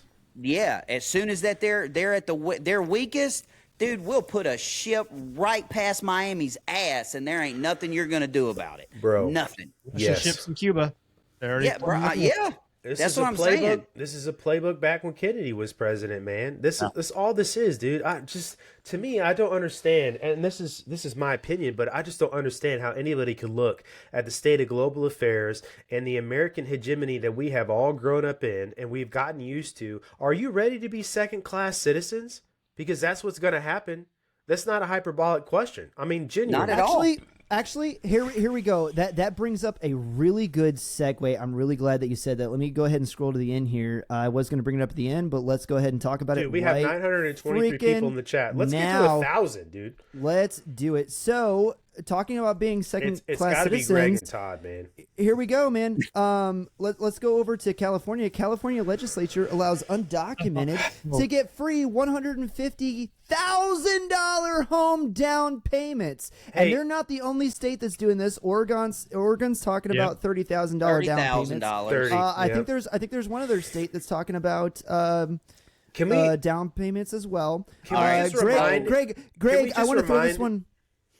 Yeah, go ahead. I was just saying, can we just remind Californians that just because you have the world's fourth largest economy, that large Fifth, I economy think, doesn't fifth. mean whatever. Fourth or fifth largest economy, that it doesn't mean good economy. Can we just say that real fast? Just because you have a big one doesn't mean it's a good one. You want me to scare you even more with Please, that? scare me. I need to. It's almost Halloween. My wife is a real estate agent. Okay, she does that. She does for a living. Google economic depreciation. Okay, that is a real estate term. All right, that is if I'm living in a subdivision and right now my house is worth $500,000. Okay, on the market. But now illegal Javier, illegal Ahmed, and illegal Julio, And and your accent is getting pretty good, illegal Todd. Saddam move in. Well, I'm sorry. My property value just tanked Yeah. because nobody wants to live there. No. Okay, so in California, because that's my second state, California, right next door to me here. I'm sorry. Right. Outside of the U.S. That's in why I got a California. house in Arizona. Okay, so I understand this. Okay, so with California, so when they do that, what's gonna happen after a while is guess what? Then all the houses are gonna go up by $150,000. Thank you. Yeah. I'm Yes. so glad that you said Yes. that because Yep. because it's the same thing. And I'm going to say this from the point of military dudes. It's anybody that's ever lived in a town outside of a military base. Like if you're renting a home. Do they not look at exactly what military What guys your make BAH for you're getting? basic allowance Oh, for housing? absolutely. And Yep. what is rent? Rent is BAH plus 10%. Oh, y'all And get meaning- $950 a month. Rent's $950 a And month. dude, 100%. Brandon will understand this. There is a Air Force pilot training facility 20 miles that way. Yeah. Okay, Ew. Bro, and they're pilots. They're officers. All of you bastards, you majors, lieutenant colonels, instructor pilots Yep. that have $3,000 housing allowance are the reason I can't afford nothing here. Literally, You dude. know? So I throwing mean- it back, Oh, over to You Greg. fly an F-22? Okay, cool. Right. That $500,000, Oh, yeah, that's cool. $5,000 BAH? Yeah. That's everybody. Yeah, we'll give throwing you it a back over double to Greg wide for here. $3,000 a month. Yeah. Yeah, throwing it back over to Greg here. Rolling I'm so titties glad that and you mac and said cheese that broke, dude. Go. because if they set $150,000 is what you can get for a home down payment, doesn't that make $150K the new zero? Yeah, no, that's what Right? it does. Exactly what it does in Chris, the you housing said that market. so well, dude. That's so true. Yeah. And same with the 30,000 over in Oregon or where the hell they're doing that there. That's what you're going to see time and time again. Like It's the whole minimum wage argument all over again, man. Well, Okay. that too, but here's my other question. Anyone who's listening to this right now, I'm just going to say this very simple. I'm going to make it very simple for you. Move. Did you see how every government from state to federal handled COVID? That's how feckless the management of government is, and they will continue to make mistakes over and over and over again. If you're a veteran, you know just how disorganized the government is anyway. You get Let the man talk. Let him rip. He's Let on him it. cook. if you're working in the government, you understand this fact too. I mean, that's why, like, I listen to Bongino show too, and he's talking about the Secret Service and about the guys that are, just the regular field agent type of guys, right? Compared to the upper management, middle management, the culture that they create, and everyone just doesn't say anything, is pretty much the bureaucracy example, time and time again through every department. Every three-letter agency. Holy crap. If any feds are listening to right now, I mean, they're Hi, probably Frank. going, FBI, Bienvenidos. NSA, whatever. Okay, it's all the same. It's a bureaucracy. It's not great management. There's good people. Then there's people that love our country, and there's people that are very patriotic. But once you start to get to this higher level, like the IQ goes a little bit, not much, just a little bit, just goes a little bit. The IQ goes a little bit, and then all of a sudden the moral fortitude goes down a little bit, and then you have the upper management. Well, here's one from the Woodrow chat. Wilson's administration that he Roster. Well said, Greg. Well said, Yeah, Greg. sorry. Here's one from the chat. We have a new freaking monthly subscriber, Roster 0855. Thank you so much for being a monthly subscriber. But here he says, "Do y'all think Social Security we're all paying in now? Will we see it when we're in our mid 60s? Doubt it. Bro, What do you we gotta guys think? buy houses for illegal immigrants first, it's guys. borderline bankrupt now. Yeah. Like, Oh, yeah, I mean, it is. You're right. It's damn near gone now. Todd, And- did you just and- rally cap with us? Yeah, I You rally just, cap. you with just you. rally cap, dude. Dude. Dude, I just Hey. got out of a football game, man. I'm pumped. Like, Hell yeah! dude, Rally I'm cap, pumped. rally cap, dude. We're doing it, But guys. you got $150,000 in California. You got $30,000 from Oregon. You got dipshit Kamala Harris talking about she's going to build 3 million houses. She's going to build 3 million houses in her hand. first. Exactly. Next to the 3 million electric stations. Here's my question with the houses. A, who's paying for the houses? But more importantly, where are you getting the land for this? It's called eminent domain. Yes, They're gonna take your land, okay, and then is it They're gonna be already some doing it at kind of Travis Air Force lottery on Base. who lives here? They're already doing it at Travis Air Force Base. Google it. All this land around Travis Air Force Base was purchased by these private entities, and even the Air Force was like, "Yo, who the fuck is buying all this land?" Google it, man. Speak to them, I'm Todd. telling you, bro. I'm telling you, they're gonna like farmers. They're going to take your stuff. Wait, They're wait, going to hold on. say, "Oh Wait, no. wait. We're taking 100 of What's your up, Greg? acres right here, and we're gonna build like 400 HUD homes over here, and just completely destroy an entire community's property value because it's going to go to the tank." Who's going to live in these houses? Like, is the government going to start a freaking lottery or something? Oh, We said 1,000 my people. God, We said guys. 1,000 people in the chat. Oh my Hey, goodness. 1,000 1K, live baby. viewers, Type a dude. 1K in the Hey, chat. please Love it. hit It's got to the be like Todd's button. beard. Dude, I see a And lot of that's what it McGroins is. in here, man, and I gotta They say, are. the Dude, the McGroins are McGroin- awesome. McGroin Nation is my spirit baby. animal, man. Yeah, I love mine too. McGroins. I love. I saw Pops in here a minute ago. Pops is Pops, a goat. Buckeye McGroin, Buckeye. Dragon McGroin. Dude, so many Please, McGroins, man. hey guys, if you're in Raiden here, McGroin. man, hit the follow button Please. and bump us up over 1,000, please. We do this every Friday night. The Back up live those fire. algorithms. We are absolutely. You see 1,005 Greg here from people. Generation Please hit that Mars. follow button. You Yeah. see Hot Seat Todd. We're bringing you the cast. Like we're all coming together. Free speech. Go back and look at our Constitutional old warriors. stuff, man. Yeah, it please. is the same. It's good quality. Follow all It these is, guys. man. Yep, All right. please. Anyway, so back off that, Brandon, you sent me this video, and so I'm going to turn it over to you because I think this is a cop thing that we want to talk about, and I haven't actually watched this video, so I'm going to throw it over, and I'm going to shut up afterwards and let you guys. Rooster, we'll get back to riff your on question in a second. this. Yeah. Oh yeah. Oh, that's yeah. By the way, Rooster. I know got who some, you are. I got some real stories about guys, that too. Guys, that's one of my best Oh, friends yeah. in the entire world. His name's Travis. Thank you so much, Travis, for being in the chat tonight. Thanks for supporting, dude. I love you so much. I would die for you. You know that. All right. So anyway, Can we talk about that China thing later on too? We're we coming will. We'll back bring it to back it, up. Greg. We'll Right. bring it back up. But anyway, let's watch this video and see what you sent me, Brandon. I just want to shit. give me a 2 cents on this. No, is it going to be like Hey, that? if it don't play, Oh my gosh. God damn it.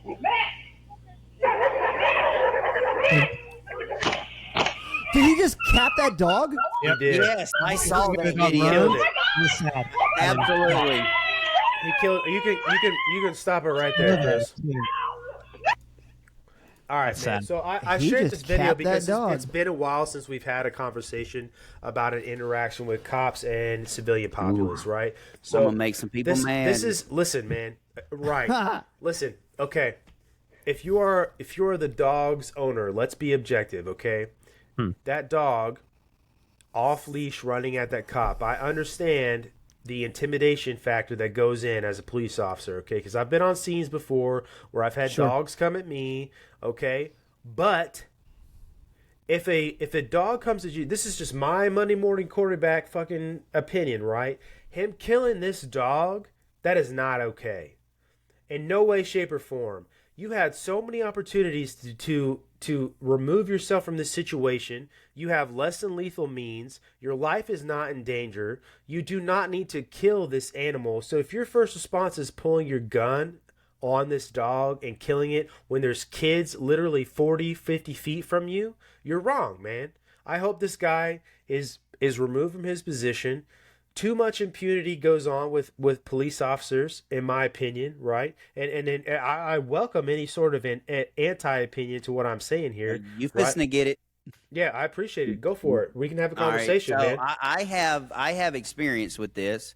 Me too. Because my father, and not as a cop, as somebody that used to work on air conditioners when I retired from the Army. I had a flathead screwdriver in my hand. I'm around an air conditioning unit, and I heard barking, and this dog came around the corner, wide open, teeth showing, barking, snarling, and dude, right there, right when he lunged at me, straight up. So you're Right there. you're opposite to Brandon. You said I'm 100% because look, that cop, you don't know that dog. You don't know that dog if he's attacked Interesting. anybody in the past. You don't. I mean, number one, why is the dog not chained up? Like, why is the dog not in the house? That's the one part I agree with you There's not on. enough information for me to Okay. formulate an opinion. Number one, I think- why is the cop there? I'm So glad that you brought I that don't up. know why I the understand cop's there, that. and I I think it's understand sort that of we just showed a irrelevant video to out why of the cop's there. context. I don't know why the cop is there, right? I have no Right. idea. The important piece of this conversation is the dog, right? So this to me this is on the owner, okay, for not Yes. keeping your dog in check, right? But okay, as somebody who's drawn a less than lethal force, okay, and also lethal force on people, if I have if I have a dog come at me, I have a baton, or I mean, I'm not going to say I'm going to draw a taser on a dog, because if you ever fired a taser at somebody and you talk about the fur on a dog, you know for a fact that you more than likely it's going to be completely and totally ineffective. Because if you ever practice firing a taser on somebody, if they're wearing a coat, all right, just as an example, you're probably, that taser is going to be ineffective. To me, the most logical thing here is that you should maybe draw a baton or egress from the situation, right? Yeah. There is also, and this is not something that I shared, but you could find it if you really wanted to, okay? There's the body cam footage from this cop. He held his fingers out like he was holding a treat. To me, he was probably trying to calm the dog down, hoping that he could pet the dog and calm it down, right? But to me, when you fire a weapon, and we've all fired a weapon here, especially the three of us, Chris and Todd, right? One of the things Greg, that you have have you to fired take a weapon? Yes. Right. So Well, hell yeah. the things that All you of have us. to take, right, all of us. The things you have to take into account are your backdrop, okay? When you draw your weapon, you have to be willing to take lethal force, right? I do not think this man should have fired on this dog. And this is one of these things, right, where we can sit here and we're going to Monday morning quarterback. Do I think this cop was in the wrong? That's very Yes, that's I very absolutely right. And there's a whole Supreme Court case for this. It's called Graham versus Connor, and we could talk about Graham versus Connor as well, okay? And I can give you all the details about Graham versus Connor. Do I agree with this man's decision to draw down on this dog and kill it? No, I absolutely don't agree with this man's decision to kill this dog. Do I think that he endangered other people, including children? Yes, I do. Do I think that this person was in the wrong? Yes. Do I also think that there is some absolutely, is there ownership on the owner of this dog for what happened? Yes. I absolutely think that this owner is ultimately responsible for what happened. Your dog should be on a leash if it's outside. If you do not have ultimate recall on your dog, it should not be off leash. Well, I was gonna one thing, and then Greg, I want to get your take on this. But as far as the be on a leash when the dog's in my yard on my property, I don't think so. No problem, Pops McGroin. You can disagree, and that's the beauty of this country. Unless, so actually, I'm really glad that we pulled up this video, because this is the first time on this show where you guys have seen disagreement is healthy. Disagreement is healthy, extremely healthy. Where you've seen us disagree, and I still love you, Todd. I appreciate you fucking disagreeing with me, bro. And well, that's why I'm not a cop. And I would never do that job. 14 ever. years as a cop, man. Right. I will not do it.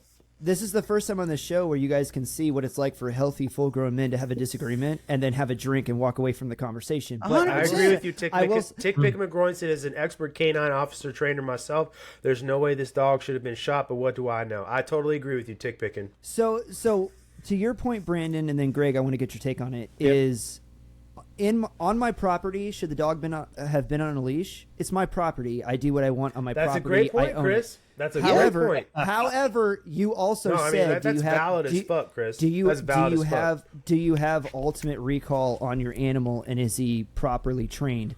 I also agree with you on that point. So those two things stand. They can be mutually exclusive. Your children as well. are outside, Greg, dude. Your children are outside. Greg, what do you think? You watched it. Well, you could. The officer could have caught a highlight. The children are outside, so if the children are outside, then the dog's probably not that as dangerous as he probably thinks it is. I did see the other video too, by the way, where he saw puts out he tries to body cam footage. He tries to de-escalate the charge a little bit. I saw that. I agree. That was a de-escalation tactic. I don't know how quick or where his other hand was. Which hand was he pushing out? Was he pushing out his left hand to go, oh, hi, look this, that? Maybe it was the left hand. I think it was his left hand that he pushed out to the dog. He might already had his hand on his firearm already. I don't know. You can't see from here. But that's what I'm assuming he did, because that was a quick shot. There's so many new people in the chat. Welcome. Probably should have went with the pepper spray first, because that dog didn't look that bad. A baton, yeah. Some other. Yeah, I don't think. Sorry, brother. Not everyone wears a baton, but if he did have his baton, he could have, maybe did a little bit of that push away and then just spray him down. Yeah, that could have worked. I mean, there's other ways. And then you get into a whole conversation of lethal or non-lethal with everything. Depends what the department has, right? Some departments are, you got two on the scene, one's got lethal, one's got non-lethal, or if there's no other weapon, then it's non-lethal start off. I don't know. So now you have to go to department policy and see what they have. And that's why I can't and will never be a police officer. Sure. Because in that situation for me, and Brandon, I don't have your experience, but if it is between me going home to my family, that dog's going down. Like I'm sorry. I just don't think your agree life with is you, in Todd. danger. I've been in Syria. I've seen the wild packs of dogs. I've been to Thailand. They have wild packs of dogs there. I had dogs Kenya chase too, me man. while I was out trying to run. And like, listen, I have no problem putting a feral dog down. Yeah. That's not a feral dog. If it comes to me and some family in Syria's mountain dog, like, listen, totally it's going down. Yeah. But I will say this, having worked with multi-purpose canines in the military and some of the best trained dogs that I've ever seen, Belgian Malinois, these things are trained in Europe because we can't even train them here the way because of our laws, the way they train them over man, there. the Air Force trains some pretty great Malinois, and I'm going to say Yeah, that they as a do. security But force what I'm member saying- because the school for canines in Texas at San Antonio at Lackland Air Force Base is an Air Force-led school, and all branches go to the Air Force's school. Right. But what I'm saying about some of these dogs is I've been downrange and I've seen these dogs Fur go missiles, off you're right, H.M. go McGorn. off the handle, and that looked like a shepherd to me. It was some type of shepherd, whether it was a mix or whatever. It looked like a German, right? Like, these dogs are insanely loyal, and they're like extremely a lot of protective. They are protective, and that's what you saw that dog do. And the other point that I want to make about them too is like they're also, a lot of people get dogs that they're not prepared responsible enough to train, right? And they don't know how to do that. And especially like because we have shows like SEAL Team. That's a and we great have point, man. Shows like it's what cool. was the Navy SEAL that came out on cool to buy Amazon Malinois. Prime. Well, It's in vogue now. So a lot of people get these dogs and they don't know how to handle them. Yeah, and then you see them in their element and it scares people, right? And this is just another one of those situations, and this is what pisses me off about our society right now. Is this yes, is they just do go another, off sometimes. Another but one that dog of those was not one of them. All right, tick picking. Where people see that video and they think that cop was wrong, he should be put in jail, and therefore every well, I know you didn't, but jackasses will do that, and they will take a piece they'll take a pie this big and judge the entire pie by a serving size this big. I mean, just think about after the George Floyd thing. Well, now every cop's bad. Every cop's racist. Bro, we should defund all of them. Yeah. I mean, that's the part that pisses me off about our country right now. You know what? George Floyd's been sober 3 years. Let's give him some off. Right. All right. So you guys, let's do another question of the day. I'm gonna do it. No. Bro, I love DJT is my boy, dude. Let me come with another question of the day. We did it once earlier, but now that we have almost 1,000 people here, let me poll the audience. Let me poll you guys. And my partner, Casey, Soundboard Lord, is in the chat right now. Welcome, what's up, bud? Yeah. Hey, Soundboard Lord followed us, man. Thank you so much. Yeah, I followed you back. Thank you. He's the GOAT, man. It's nice the to meet you guys. Greatest of all time. Pit bulls, yes or no? Let me Yes. light up. Let me light up yes the or chat. no on Yes. what? I've Yes had or no two. on what? Like, are they? So I've heard the pit bulls are the nanny dog. They're great dogs, and then I've They heard really the other side of the are, argument They're that the they're OG Little Rascals dog. They were Petey. It was Petey. Well, no, Big- pit bulls, big- not American bulldogs. the bullseye Pit in the back. bulls, not American bulldogs. Any No, dog. Petey was a also pit bull. Petey was a pit bull from Little responsible- Yeah, Rascals. he was, man. Their response. Okay, I stand crop corrected. ears. I sit corrected. Back but off, Chris. Ah! Didn't crop ears back And- then, all right, guys, it's been nice. Hey, so now that we've shaved Chris out of the chat, we just want to know what you guys think about his mustache. So my question is, I've heard the one side of arguments for pit bulls and the other, and that's that the bulk of the dog on man violence is from pit bulls. Fake so news. are they good? Are they good That's dogs or not bad the dogs? most- I'm interested. That is not the Ye- dog ye- with the most bites. Yeah, that's the Dalmatian. Dude, the I think I read Dalmatian. somewhere golden retrievers have more bites on people than the last time I read it, Boondock says they're great dogs. Dragon McGroin says my I've buddy had has 2 one of and it's them. wonderful. I'm a cat guy, but who said I'm a cat guy? Not this guy. CW. Not Get out me. of the chat, bro. Sorry. I will run off the side of the road going after a he's a- cat. he's Like I se- hate a cat. He said he's a cat guy. It said a Get out of here. Sex Panther, right from right. But no, What do you guys I had a pit bull called Zeus, and he was about, dude, this dog was like 120 pounds. Just solid brindle, beautiful dog. I had both of my kids. One was an infant. The other one was like barely 2 years old. The most kind, gentle. Now, I will say, if another animal came in the yard when my kids were in the yard, all bets were off. Like all Totally. bets were off. But other people, he never bothered. He never barked. He never snarled. But other Nature animals and nurture, around, right? yes, other animals around my kids, he didn't like it at all. He didn't like it, and he got killed by a horse. I had a German Shepherd when I was a kid. He's a single cat guy. I had a German Shepherd when I was a kid that jumped out through our screen door, through the screen, right, into the yard over a couple I'm of with CW. over a couple of Yes. chihuahuas that came in the yard when I was about 6 Okay. years old, barking at me, man. To me, man, like it's nature versus nurture. Are you the kind of person that's 100%. going to train your dog the right way? Right. It's all Right. on you. I firmly believe that it is 100% on the owner. Right. Dogs are meant to be trained. Well, I think Facts. people got mad at us because we just had 100 viewer drop because I said cats are bad. Well, I'm And you know sorry. what? Oh, the cat You know people what? left the chat, dude. I don't apologize for a thing. Me I either. hate- There I is a don't hate reason cat- I hate that cats but all right. and venomous snakes carry the same slit in their eyes. There's a reason, and there's Amen. also a reason why they guarded hell in the Egyptians, because There you they're go. demons. Rooster says that Google says that pit bulls bite the most people in the United States, Actually, and Labradors are second. Interesting. Before I move on to the next headline, let's go back to Rooster's question because I want to get back to it. Okay. He Oh, asked, dude, I have some thoughts what on our this. Yes. what our takes are on China Okay. buying But farmland listen- in the United States. Listen, I can give throw you it over guys to you guys. some legit insight on this, okay? So the first part of my career, I was stationed at Malmstrom Air Force Base in Montana. Malmstrom Air Force Base has the largest ICBM missile field in the United States. And what that means is there are a bunch of intercontinental ballistic nuclear missiles in the ground in Montana.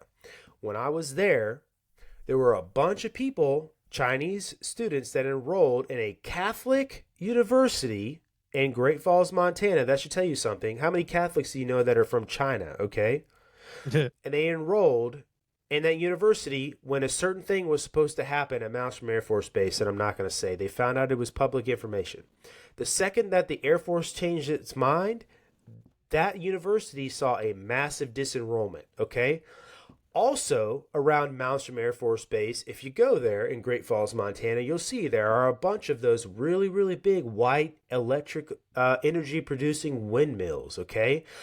It is incentivized in Montana for you to buy land and then let the state government put windmills on that land. There are a lot of Chinese owners of Montana land around Malmstrom Air Force Base. And then I'm going to say this too, up the Highway 50 corridor, okay, which runs right through another missile field at F.E. Warren Air Force Base and then Minot Air Force Base, where our first strike response comes from our ICBM nuclear force. There are a bunch of telephone poles that have cell phone towers and cell phone capabilities that push all of that communication ability around the United States. Do you know that there's a Chinese company that put a bunch of components in those cell phone towers, and that the U.S. government told those told those American companies that built those cell phone towers, hey, you need to remove all of the Chinese components in those cell phone towers? And those companies said, if you pay us enough money, we'll do it. Otherwise, we're not going to. And nothing ever happened. And all of those cell phone towers have Chinese components in them that run right through where these missile fields are. Let me ask you a question. Why would the Chinese want to own a bunch of cell towers that push out a bunch of different signals? Why would they want to own a bunch of the land and those cell towers near those ICBMs? Would it be to stop our first strike capability? Would it be to stop the in-kind mutual assured destruction capability that the United States holds? I don't know. You tell me, guys. Well, it is Huawei, common. Itchy McGroin. It is Huawei. And I got another story about Huawei, too. And for Brandon in the insider baseball right there, that's good knowledge, but I take a very logical approach to this. All right. Let's not kid ourselves here and think that China is any friend of ours. In no way, shape, or because form. they're not.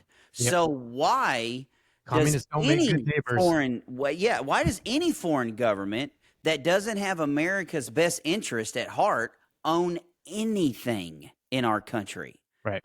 Especially land. So, like, I don't. Business. Again, like, That's the answer.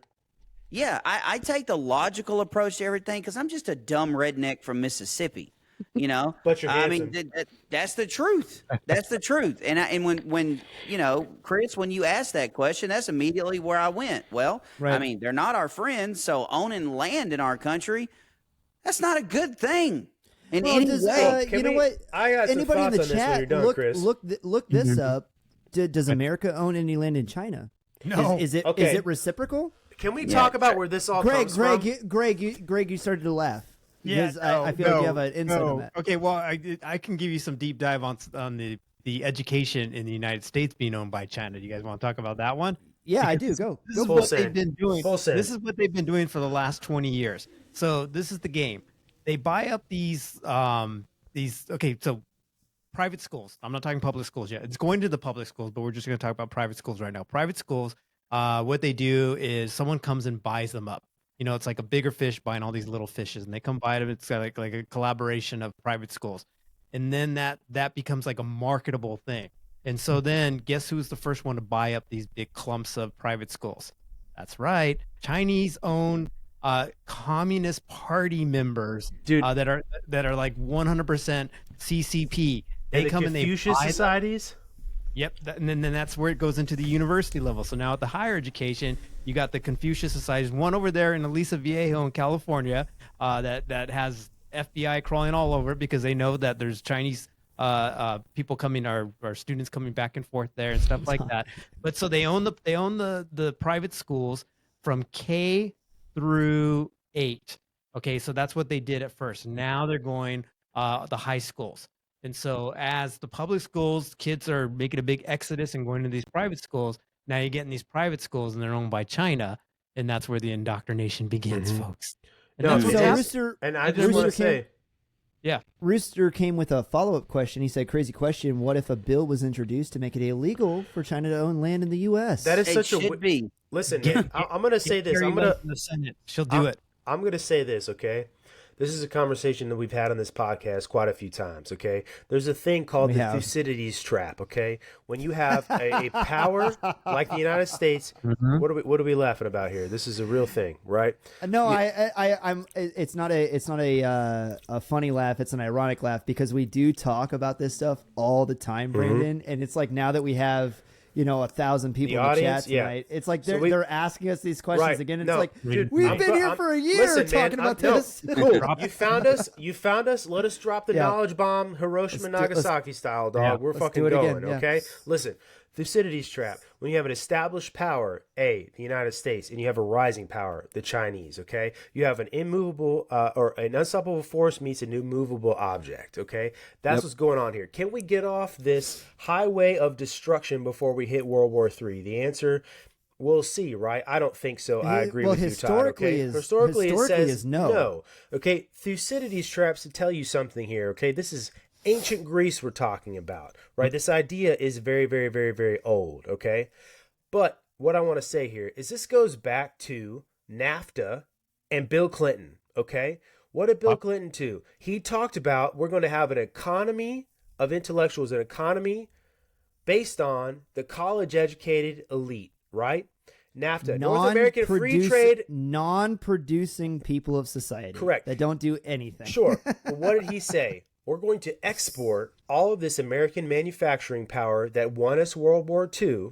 Let's be real, okay? And we're going to build the middle classes in all of these third world countries. We're going to bring China in and put them at the table with us, and we're going to build the Chinese middle class. They're going to be just like the Russians, and they're going to love Levi jeans, and they're going to want to be Americans. And we're going to collapse the Soviet Union, and we're going to collapse the Chinese Communist Party like we did with the Soviet Union, right? NAFTA was a failure. That's where this came from. The United States has engendered its own potential demise, okay, with policies from people like Bill Clinton and NAFTA, right? The United States has spent so much time trying to take a blueprint, all right, a square peg in a round hole and forcing it on other countries, right, and not understanding the differences between the ideological ideas of the Chinese Communist Party and what free market capitalism is. They're going to use, and they have used, the best parts of free market capitalism and maintain the ideology that they have as a communist party and use it against us, and they have. And we've arrived here at where we're at right now. And I say this for people to understand that this is nothing new. This has been a long time coming. And to think that the United States can build the middle classes of another country and also to establish democracies around the world, which we can see is a failed effort, okay? I make this point to say that we need to be investing here in our own country and understand that it's America first, bottom line. And that presidents and bureaucrats and politicians with this ideology, that we can build up governments around the world that are going to be in favor of this American brand of a constitutional republic or quote unquote democracy, and we can have a conversation about democracy, is not going to work unless there is absolute strength and American hegemony around the world. Please, Todd, I see you over there. You're like chomping at the bit, brother. Please jump in. Well, no, obviously you're way smarter than me. Because you use $5. He is Air Force, Todd. You use $5 words. I use 50-cent words. Hey, bro. 50 cent is I'm talking about. Go for it, dog. But American dude, like the thing that I get from everything that you're saying right now, and the thing that even as a veteran, pre 9/11, and we talked about this when we all met last night, was I never understood, even as a 19, 20-year-old. Why in the hell are we trying to install a democracy in Iraq, Afghanistan, when it's never going to work? Two different worldviews. We are different. We are different human beings, bro, and it's not fucked up to say that. It's the fucking truth, man. No, let them handle their own shit. You're right, Greg. Let them do their own thing. And I'm sorry, I'm not a George W. Bush fan at all in any way, shape, form, or fashion. Simply because I had too many friends get killed for no reason. I get 9/11 after that happened and us pointing our guns to Afghanistan and doing everything we could possibly do to get those sons of bitches out of their caves and whatever relationship they had with God, fine. Our responsibility was to arrange the meeting. Right. I was cool with that. Yeah, I was cool with that. Iraq? What? Hey, man, listen, dude. Okay? Him, Dick Cheney, Donald Rumsfeld all deserve to be in fucking prison, bro. Dude, and then you got Cheney's daughter. Prison. That's too light. Dude, Liz Cheney, man. You're right, Greg. It is too light. Let's talk about WMDs that were never there. That's where they need to be, right there. Yeah. Hey, real. Yeah, dude. No, dude, as scary as that is, man, that's not wrong, dude. Yep. Because I said this on Dear America months ago. Wicked man. Because when right, Greg, when that happened in Russia, where those folks went into that mall and just killed a bunch of Russians, it was they said, and Putin said it was Ukrainian paid people and all that stuff. I said, "Woo, buddy, this is 9/11 all over again." We're playing 3D chess, dude. Yeah. And I said, and at that point I said, dude, Putin can do whatever the hell he wants to do because prove him wrong. If he says it's from Ukraine, well, it's from Ukraine. Prove him wrong because we said Saddam had weapons of mass destruction. I was over there for 14 months, didn't find a damn thing but dirt. These UN inspectors said, "What? I don't get what you mean."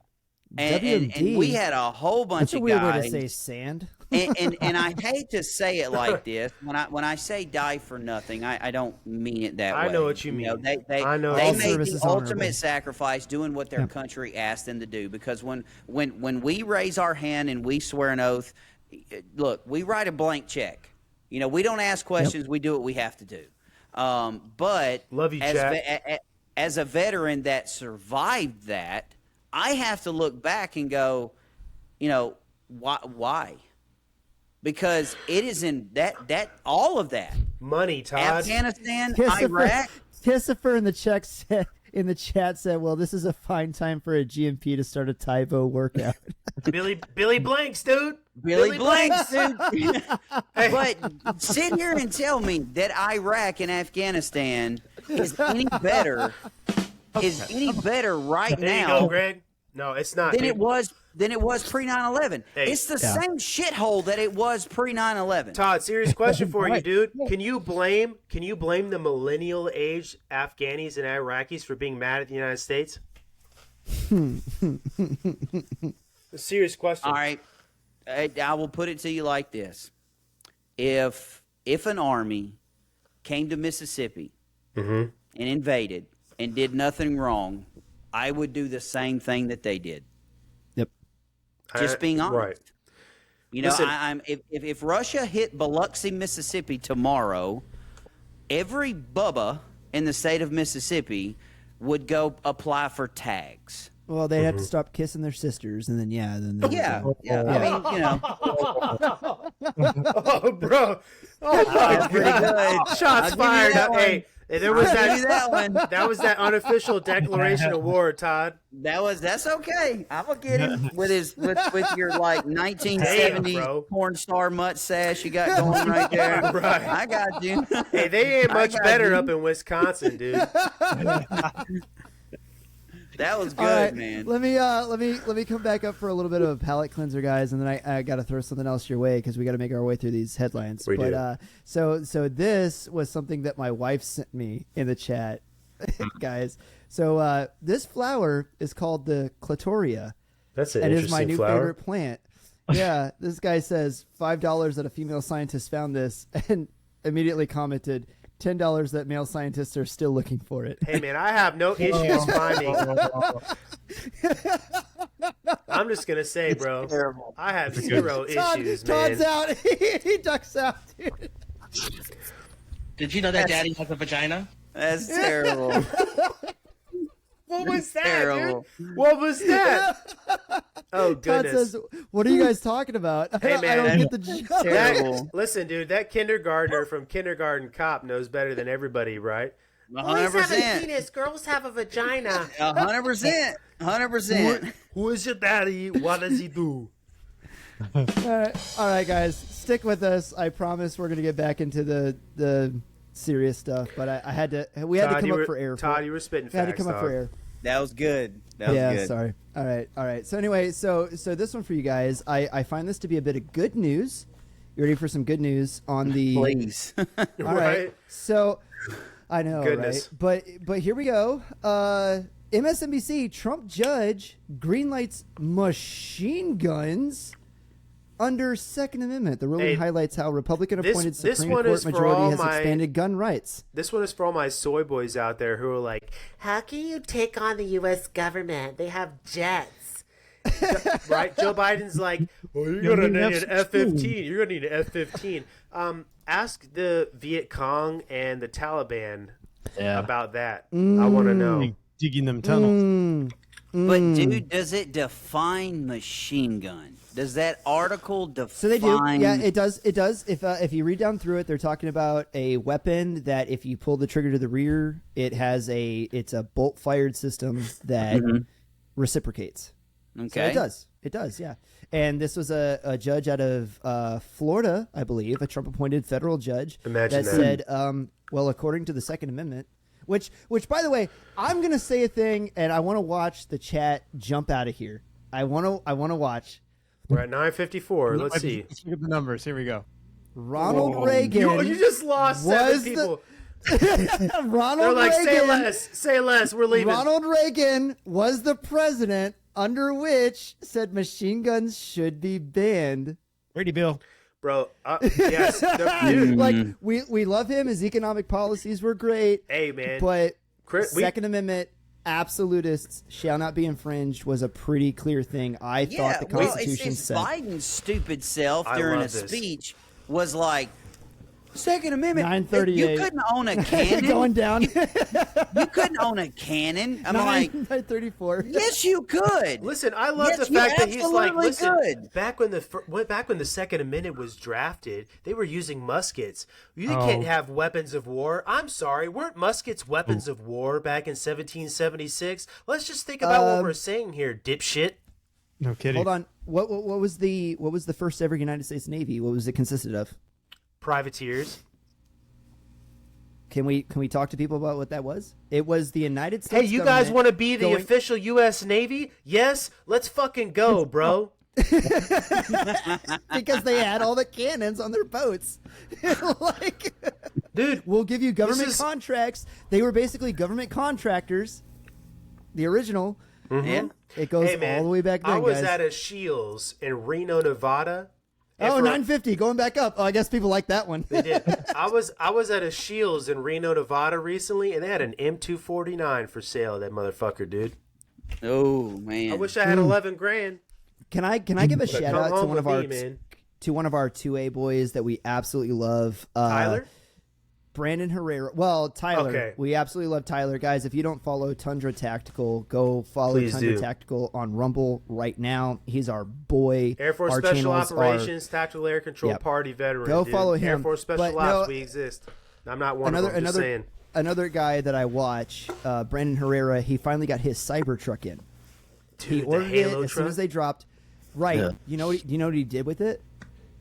He took it, he painted it green, he chopped the back off of it, dropped an M2 in the back, and turned it into the Halo Warthog.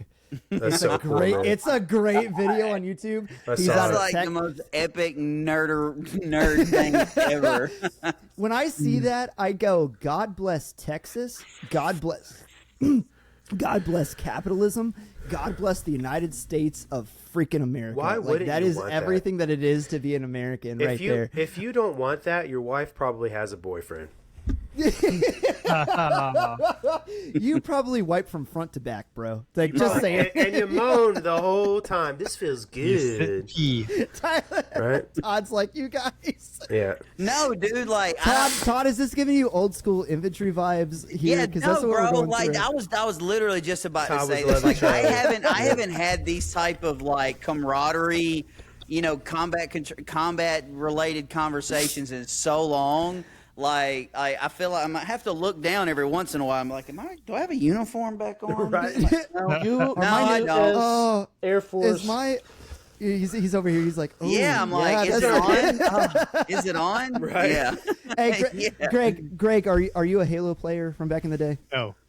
Whoa. You never played Halo. Crazy. No. Are you a video gamer? I was busy raising kids. Oh, he said, "Hey, get the fuck out of here with your childish video games, Chris." No, like I had a 12-year-old make me quit playing Halo. Like That'll happen. 26 years, buddy. And then back in the day, it was 12-year-olds. Dude, how many of us in the chat were at LAN parties playing Halo online, dude? Halo 2? Anybody? Show of hands. I know we got some people out there, dude. What do you guys think of the Chief. chat? Halo, I would say Halo I thought was the greatest video game ever created. I really did. I hated it so much. Really? All right. Yeah, no, but here's why. Because like I played it online, and literally one little kid ruined it for me. Like I got killed. He called you a bad word, didn't he? Oh Right. no, this worked. Who's this cracker in the chat? I don't even know how he did it. Like he killed me. And then, like, I respawned. He was right in front of me. Killed me again. I respawned. And then you got teabagged, right didn't in you? front He of did me, the teabag. Killed me again. Dude, he did it like 5 times. And finally, I had this message pop up. Yeah, I was like, dude, I can't even move. He's like And I had this message pop up, and he was like, listen, bro, I have your sequence. You might as well quit. And I was like... Hey, he's like, hey, I'm listen, out. your mom made me the best PB&J last night too, bro. Yeah, I was like, who can do this? Because Bro, I mean, like 12-year-olds from 2003, like, bro. dude, That was who us. can do this? I was like, That was I'm us. out. Like, I turned my Xbox in the next day. I was like, I'm through. I can't compete with that. Hey, can we also finally acknowledge that Reagan is getting a lot of the shade that he actually deserves? Finally, though. Well, we just went over 1,000. We're gonna go back under 900. Yep, it's Don't gonna- talk it's bad gonna about go- Reagan. Hey, but listen though, man, it's true. It's true, man.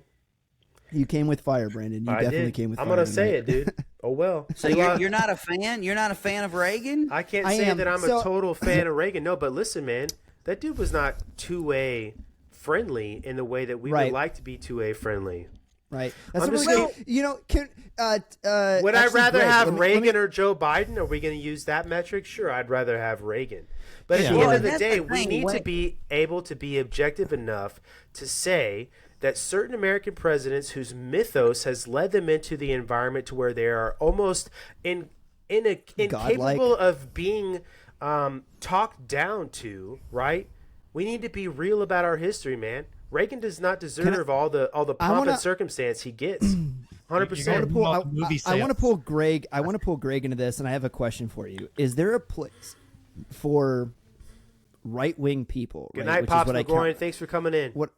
Yeah, we love dude. you guys. See you, Pops. Is there a place for people like me where I say, hey, I like Trump, I like his policies.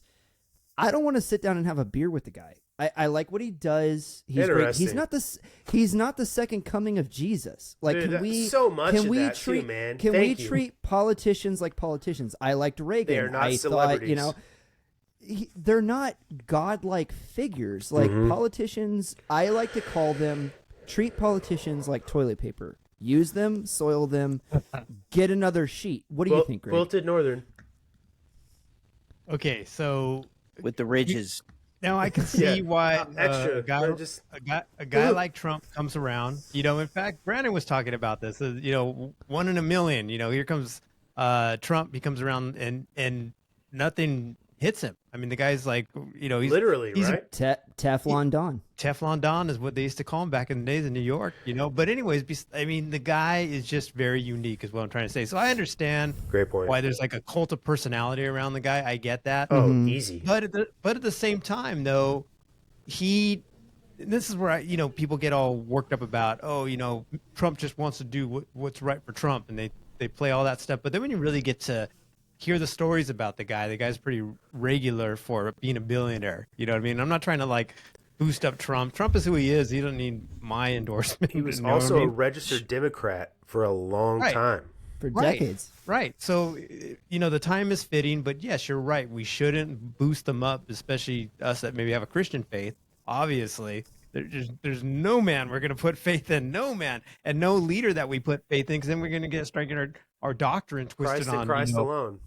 Yeah, we're getting doctrine twisted on, going, okay, then, if the president says it, then God says it. We're going to get that kind of mentality. You see how they did with the monarchy back in, Divine right. Divine right. They had to switch it and around with Eric, the husband I thing. couldn't agree with you more, man. Like, so many of these freaking leftist lunatics, like, they hit me up and they're like, man, you have a savior complex with Donald Trump. I'm like, no, dude. Like, I got to be honest with you. As a human being, he's a horrible person. Like, I mean, just being I love real. that you said this. I got some insights. Just being real. Like, he is your typical white rich douche from New York. And there we go, under 1,000 again. I don't diving. care. I don't care. I don't care. But I love you all in here, but I don't care. policies, You get the do truth here. you want somebody that is a rich white douche who has exceptional policies, who's going to put the American people first, who's going to build a strong military, who's going to care about what's in your bank account, not what's in and to quote Reagan, that's not going to go, hi, I'm here from the government, I'm here to help. Or do you want to have somebody that sucks on all accounts in Joe Biden, Kamala Harris, Bill Clinton, and the Obamas? Dude, can I Yes. Dragon McGroin says Trump not a politician. He tried to get into the elites club, and they hate him for it. He exposed DC corruption. Listen, we're not coming against you guys. I think the point we're trying to make is politicians are tools. Hey, Dan we're not Bongino hating. says Listen, we're not hating on Trump. He says it very No, good. I am a Trumpster. Yeah. 100%. Right. 100%. We're being realistic. Too. It's I'm about being pragmatic. I'm about winning. Do you want to win? Trump 2024. Amen. Absolutely, Rooster. Yes. 100%. I like putting dubs on the scoreboard. That's what I care about. And if you look at the left, and Brandon, we talk about this on this channel all the time. The left pushes the cart. Eventually one guy comes and he's like, "Oh, they're pushing the cart left." And he starts, and then another guy comes, and then another guy comes, and the left keeps pushing it, and then there's 10 guys, and the left goes, "Okay, that's as far as we can push it." And they stop for a little bit. And then 9 of the people on the right walk away. And then they start pushing the cart again, and then we all get apathetic. Listen, I'm about pragmatism. I'm about actually moving the scoreboard. I'm about putting the ball down the field. All right. And a lot of people, I'm going to bring this one up, and the chat's going to dive again. I know it. We're going to talk about abortion. Trump is IVF. running. He's running. Well, that's a really good point, because I asked Hannah earlier today. I was like, how is IVF all of a sudden a policy thing? Like, do we want to have babies or abort them? I don't understand like what's going on right now. But Depends on your method. here's the thing. But Right. Abortion is the thing that they want to pin on him. The left wants to talk about abortion all day, every day. In Trump Project said 2025. Roe v. Wade. It went back to the states, and he's washed his hands of it. How could you And not he want will- more freedom? He will not talk about it, and he's walked away from it, right? And even today, I think somebody tried to corner him on a bill that's trying to go through Florida state politics. Yep. Yeah, Todd, I know you were going to be up on this. And he would not come out very strong pro-life. He was like, "Listen, like, I don't agree with it. I think 6 weeks is too young. Like, I think there should be more." But he wouldn't say, "I'm going to vote against it." And a lot of pro-lifers Kamala put out a are 6-paragraph statement. They're about mad at him. All right. And so pro-lifers out there, let me say this to you as clearly as I possibly can. I am ardently pro-life. I believe that your very first unalienable right under the Constitution is the right to life. I believe that a baby that is conceived in the womb at that second of conception, biological evidence shows us there's a release of light, there's a release of energy. That is a human being. And everybody's fact checking me right now. I hear the clickety clackety. Everybody's going, right? Go on, fact check me. I'm a medic. I know what I'm talking about. I'm just reaffirming that I've delivered over 18 babies in my life. One of them was my own 4th child. that's All great. right? That's a great thing. I believe in saving human beings. All right? I think that is like, if we can't fight for the right to life, then what are we doing? All of that being said, and I'm watching in the chat, everybody's waiting with bated breath. There is also a certain thing called political pragmatism. Do you want to move the needle to the right or not? All right? Maybe you can't get Welcome in, Wendy. everything. Maybe you can't get everything you want with this one politician, but can you move the ball 5 yards? if you think you can If get you move the everything you ball want with 5 any yards- politician, you're Right. high. Right. Can you move the ball 5 yards this time? And then with J.D. Vance in 2028, which he's going to be, if we win this election, J.D. Vance is going to, he's going to get coronated. I hate that political term, but he will. Yeah. Can we move the ball 5 more yards? He's just establishing the future, man. The left is so good at looking long term. How do you think they pulled off the long march through the institutions? Because they have a long form. They have the long game on lock. Thanks, Greg. Like, exactly. They have the long game on lock. We don't, because we squabble with each other on the right, where it's like, well, I'm Christian. And then it's like that meme. Yeah, but what kind of Christian are you? And then it's like, oh, I'm not going to vote for you because you don't believe in every single thing that I believe in. Right. But can we agree on, can I get a C+? Can we get 75% of the things that we agree I in? give you a A+, a A++++++. But you because see what I'm saying, right, Todd? Yeah, dude, it's like, can we move the ball 5 yards? Can you guys get behind me one fucking time and move the ball 5 yards, Dude, and then we can get another guy in and move the ball 5 yards? Listen. Like, let's have a long game, guys. So much nonsense today about IVF, man. So much nonsense today about IVF, man. I'm not voting for Trump anymore. That was my thing. I got turned up there for a second. And now you have this movement of Christians that are saying, I'm not voting for Donald Trump because, I mean, he is completely on the fence on abortion. Okay, all right, fine. And they're gonna Would you rather have Kamala, who says a man can be a girl can be a man, and then they strip your child 8 months pregnant and cut him into little pieces and pull him out of the womb? You got to pick your poison. That happened 6 times under Tim Walz in Minnesota. And you know what? I'm going to say it, Todd. Those people that sit there and say that shit, what are they going to do when Kamala gets elected? What are they going to do when we get more authoritarian and tyrannical? Not a fucking thing. No, they're going to clutch their pearls and go back to their ranch. Yeah, their kids are going to go to school for drag queen story hour. Yep. That's exactly what's going to happen. We And win then in they're the going end, to bitch and Todd. moan We win about in the it, and end. I'm going to turn around and go, well, you had the opportunity for the latter, and you chose this. Right. So congratulations. I'm just not going to vote. That's a vote for Kamala, you idiot. Yep, you don't vote. That's 2 votes for the other side. Here's the thing. Check it out. So with the abortion issue, right? We haven't done this yet. I don't know why we haven't done this as a group of people that have social media influence and they're on social media creating memes and clips and all that stuff. 1,000 people in the chat. Please hit that like and follow button. We need to take that talent and now turn it upside down for abortion. So we need to start creating things to talk about pro-life, things to talk about, expose the wickedness of selling body parts at Planned Parenthood, expose the ideology of the leftists that are like, all the way up to birth. Are the legislation in California says, well, if it's born outside of the womb and then they kill it at that time, we can't investigate them. That's true story, by the way. In California, that is the law right now on the books, by the way. So, but we need to be exposing that stuff and creating memes and ridiculing the left and all that stuff with that stuff. If we let a guy like Donald Trump come in, who's going to be a lot more favorable to our positions on pro-life and things like that, or maybe those of the Christian faith who have a very strong position on pro-life, and we'll have more breathing room to take the ball from there. And that's what we should do. That's what we should do. Like when it comes to a guy like Donald Trump, you're right. We're not going to, push him up as like he's the next savior or whatever. Right. There's only one thing that we should be for the W, right? We're talking about the W. The one thing for the W, all of us here, we should be focused on the Constitution. You gotta understand that your beliefs.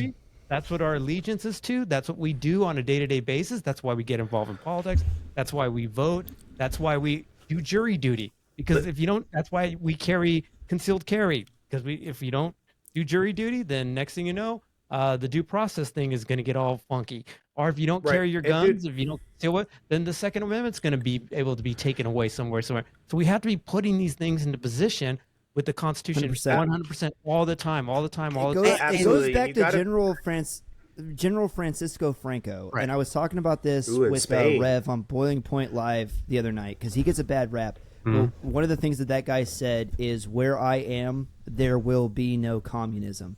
And it goes back to men standing up and taking our God-given responsibility back into our hands, being the leaders of our families, being the leaders of our small communities first, being the leaders of our counties, then our cities, our counties, our states, and then it goes back up the chain where it's like, where I am, that shit will not exist. I refuse to put up with it. But I'm gonna push back on that a little bit because I'm not gonna. Sure. Franco was an absolute piece of shit. Okay. That's a. Chris, would you let the Germans come in and bomb people for no reason other than to practice letting your Luftwaffe use the new V2 bomb on people? No, you wouldn't. And that's what he did. So let's look at people for who they are historically, other than the quotes and the dimes they drop on people, right? Franco was a piece of shit, and that's a fucking fact. Okay? He was a dictator, in and out, no ways about it. That's a fact.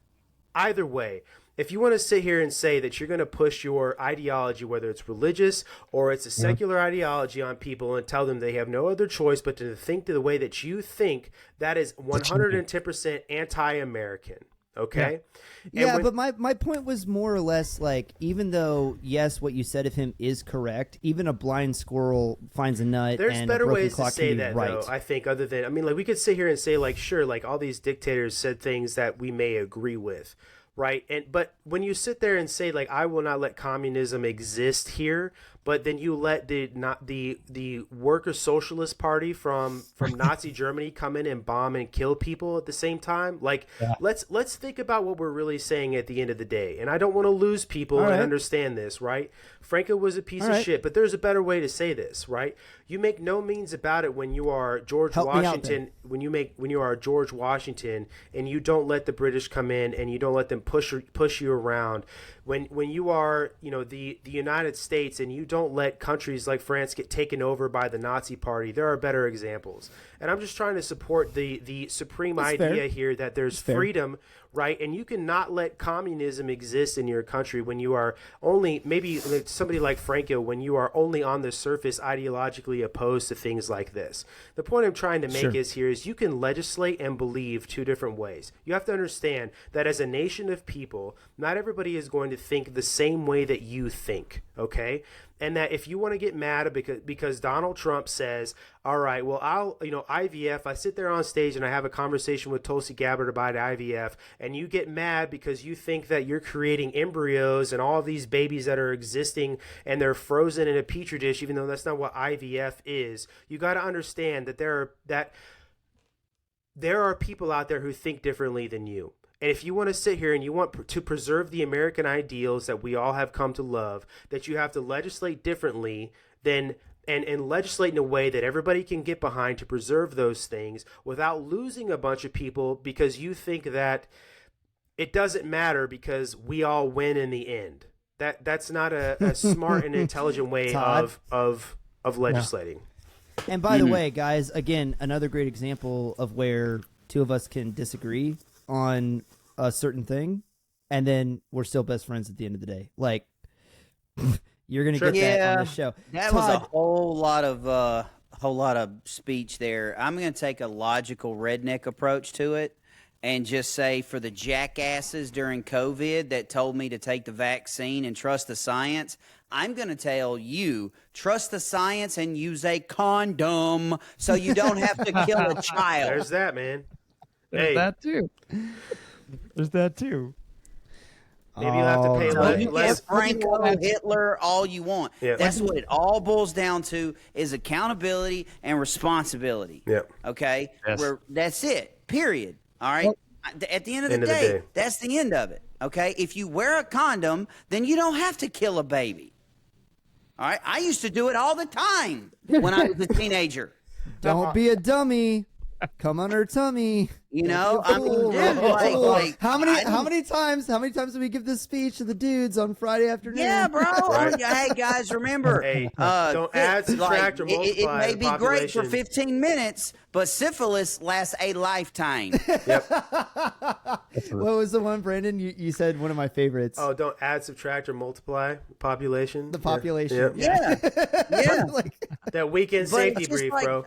And just as a funny ha-ha joke for the abortion argument right there, to the leftists out there, that's my body, my choice, and I can kill a child without a man's, say so. Well, fine. Then my bank account, my choice. If you can kill the kid, at least I can abandon it and not have to pay child support. Hey, dude, listen, man. If you can sit there and tell me, right, that if I say to you, I want to be a father, and you say I don't want to be a mom, I should have just as much equal right to say to you, cool, you cannot force me into fatherhood.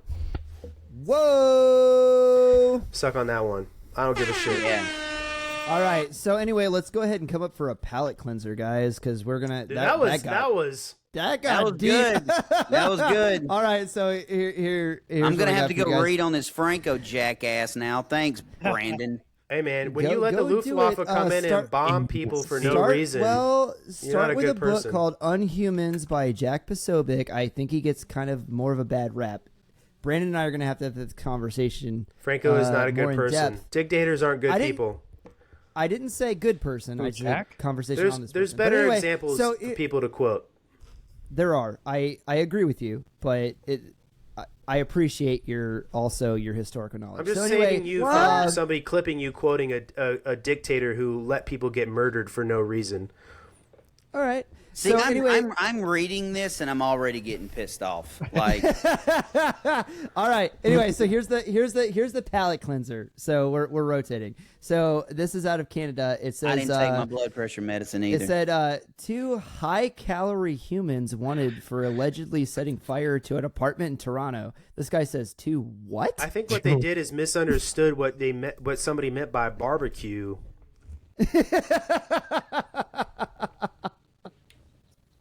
Nope. I'm not. Nope. Nope. You know what else it could have been, man? When you're walking really fast and you're that large, your thighs rub together, and friction causes heat, and heat causes fire. You guys heard you guys heard about the one of the blind guy walking by the fish market, right?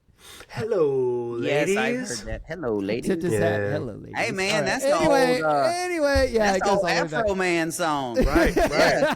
Yeah. All right. So anyway, From Brandon, Mississippi, by the way. Hey, you sent me this one, and I didn't read up on it because I wanted to throw it over to you. Very interesting. Wells Fargo employee found dead at office. Oh, yeah. desk Listen, 4 days after clocking in. I shared this because I just wanted to make the point that there are so many people out there that like to sit there and say that like people are pussies for wanting to work from home, or people are pussies because they want time off or whatever. And here's this person at work dies at their desk, and it takes 4 days before somebody from security or another employee to realize that they're sitting there dead at their desk. Mm-hmm. Yep. Like, how's that even possible? How do you, not like Wells Fargo needs any help getting a bad rap, right? You know? Like, dude, but Chris, from a medical standpoint, like... Right. 4 days stink. The body swells with, really quickly. Listen, I have been to so many dead bodies before, dude. It's hours. Rigor mortis. So you can talk to this, and I can too. Go for it. Within 8 hours, full on rigor mortis sets in. Yes, dude, and then even smells something quick. Even less than 8 hours. Within 12, the smell starts. Yeah, that you can smell it. So especially in 4 a days, controlled environment like an me. office setting, dude. You're at your desk, dog. You can't tell me the nobody walked. I've heard stories about this that before. building. Air conditioning is probably working good because it's in the summertime in Arizona, so you need to have the thing blasting. Like, dude, Right. Hats off to the HV guys. Hey, listen, man. Hey, Veronica's over there working her ass off. She hasn't looked up in 3 days. Yeah, I'm not Terrible, I'm not trying to man. make fun of a dead person. I'm sorry. Yeah, That's I'm not. I'm just like, that was some dark meta humor. Frank, are but- you okay over there? Frank, Yeah. are you good? Well, listen, a lot of these buildings where Okay. people work, they have security guards that walk through them 24 hours, dude. And as somebody who's worked a lot of security, I 4 know a lot of days? people cut corners. To me, man, this just says that there's a lot of people not doing their jobs, bro. Also, there's another thing Plain and simple. that a lot of people don't want to hear, but when a body dies, it evacuates. Mm-hmm. Right? Right. Yeah. So it shits, Loose it pisses. bowels. That's what that means. Everything. Everything's done. It just does Everything. because everything goes loose. So how, like that smell too. I've worked on a lot of wounded people, and one of the things that you know when things are really going bad in a field environment is like if all of a sudden you start smelling shit on your patient, you're like, Yeah, that's a very bad sign. Todd, you know, you're 68 whiskey. Yeah, man. You but know my that. thing is like, dude, you're in a Wells Fargo building. It's multiple That's what I'm stories, saying. No. and you've got ventilation, so that funk has got to be sucking through a return and blowing through the whole building. Through the whole damn hey, building. listen, yeah. who the whole comes in? building's like, can you imagine, Frank? Man, it smells like shit in Who here. comes in after 5? Who comes? know, I Man mean- Taco says, "What about a janitor?" That's a great point. Yeah, the Who janitor comes is through the at one. 5:30 What about the janitor? and empties your trash, man? Right. Like- in every cubicle. Right. Like, well, What, was she just passed out? Hey, What- listen, what- were Jessica they fell just asleep passed at her out over desk. their Like what? Like keyboard? 4 days, dude. I could like. Listen, man, it's fucked up, must have right? been a very Maybe popular like point. after a day you realize somebody died at their desk. Like that's still fucked. But 4 Yeah. days, bro. Yeah, man. 4 Like, days, obviously, and not the poor and 2 What's of the the days guy weren't didn't even have a a friend, weekend. for sure. That no one Like- checked her. You turn that rally cap back around, sir. We're not done. We all got to I have a almost backup. snapped a parade rest there for a second. According, Like, almost according to the story, I guess she was on a floor that a lot of the employees work from home, and so she was one of the people that actually went in there, and it was like that's apparently what they said as far as like why this dude, man. So she are you believing that though? It's probably like a skeleton crew type of people. Dude, could you imagine the poor? The smell. Because Chris, I know you've done it. I know I've done it. That's not a smell you forget. Well, It's not. That's when you I've take smelled a the lot of old dead stuff people, man. and just like put it here and here and here and go right on in. Peppermint Like- oil, people. By the way, peppermint oil. Toothpaste. There's your- Every day. Toothpaste. Every No, day. right? Toothpaste right here. yeah, Seriously. toothpaste with anything with Yeah. peppermint. So also too, they said that on the top floor from where they work, this is like the 4th floor. So on the 5th floor, people were complaining about a smell, but they thought it was like a sewer backup or something. And that's Well, I mean, listen, dude. Yeah, and Carla I'm Hare. not laughing. Stop Hey, me, guys. no, I'm not no, laughing. Like, seriously, No, you're Carla right. Go Hare for it. poor. She makes a good point here. Yeah. And I said this earlier. Yeah, no, Where family. is this poor person's family? That's probably the tragic part about the story. Like, dude, your like family member goes missing for 4 days and you don't do shit. It could be a Like- single. Text- Maybe she it's a doesn't text single. anybody? Maybe it's a single person, and they don't live But with still, anybody. bro, I know. no friends. I Dude, agree, if my man. dog goes missing for 4 hours, Yeah. like I'm driving around the neighborhood. Yeah. yeah, well, Like that's sad, man. Like they must have hated that chick, man. It's think not if you a have good no, look, that's for if you have sure. no family life, you live by yourself, you just work, and maybe you're not sociable. Maybe you got autism or something. I don't know. You know, and Well, I'm glad I've got y'all. maybe they're not If you creating go- communities. I'll, it's che- been I'll a check couple on you, days, Todd. we'll If you're shoot not you a if you're not text. on live fire, Right. if you're Shoot me a on- text, man. Hey Todd, you haven't been on in a while. You good, bro? Rams, you good? where's Todd? Yeah, All right. exactly. All right. So anyway, final story that I want to hit up tonight, and this has a 2 headline thing to it. So let's talk about the third world takeover of the United States. So here we got one. Illegal migrants attempt to hijack a school bus full of children. I think this was in California. Yep, this was Imagine that. California, and then one more here. We're gonna go to Aurora, Colorado. Yeah, that was great. Venezuela Yeah, taking and over this one- an entire this apartment one- complex. This one has a video to it, so I want to show this one to you guys and get Dude, your this is take crazy. on They're this. like walking Yeah. around with like AKs and shit. Bro, it's like it Yep. looks like a Gun fucking guns. laser All right. tag game, dude. They're just in there. All right, running so It here we go. around. does, man. Bro, this looks like Eighth straight grader. out of a third world country. Eighth What's graders this guy up- doing right here? Y'all are on bullshit out here. Let's see now. Bullshit. Shots fired. Look at that guy. Oh. What is that? Pointing that at. Is that a Dragunov? Oh, it's an AR. Yeah. Only in a liberal city can you get away with that.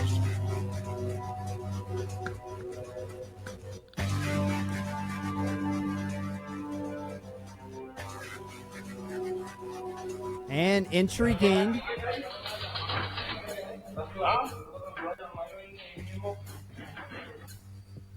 All right, so there's a thing that I want to talk about that because people talk about like white privilege or whatever, right? Like my son, we had a conversation where I took him and I did like a 2-hour thing with him where I taught him how to like answer the door. If somebody comes to the door and they say, hey, I'm with the police, I'm with the FBI, I'm with whatever, I taught him how to properly answer the door. You look through the peephole. You see them. They say I'm with the cops. You say, please show me your badge, sir.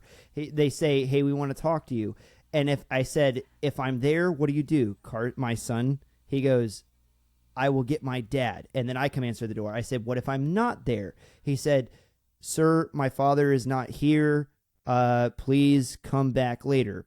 I say, what happens if they say, we want to come in?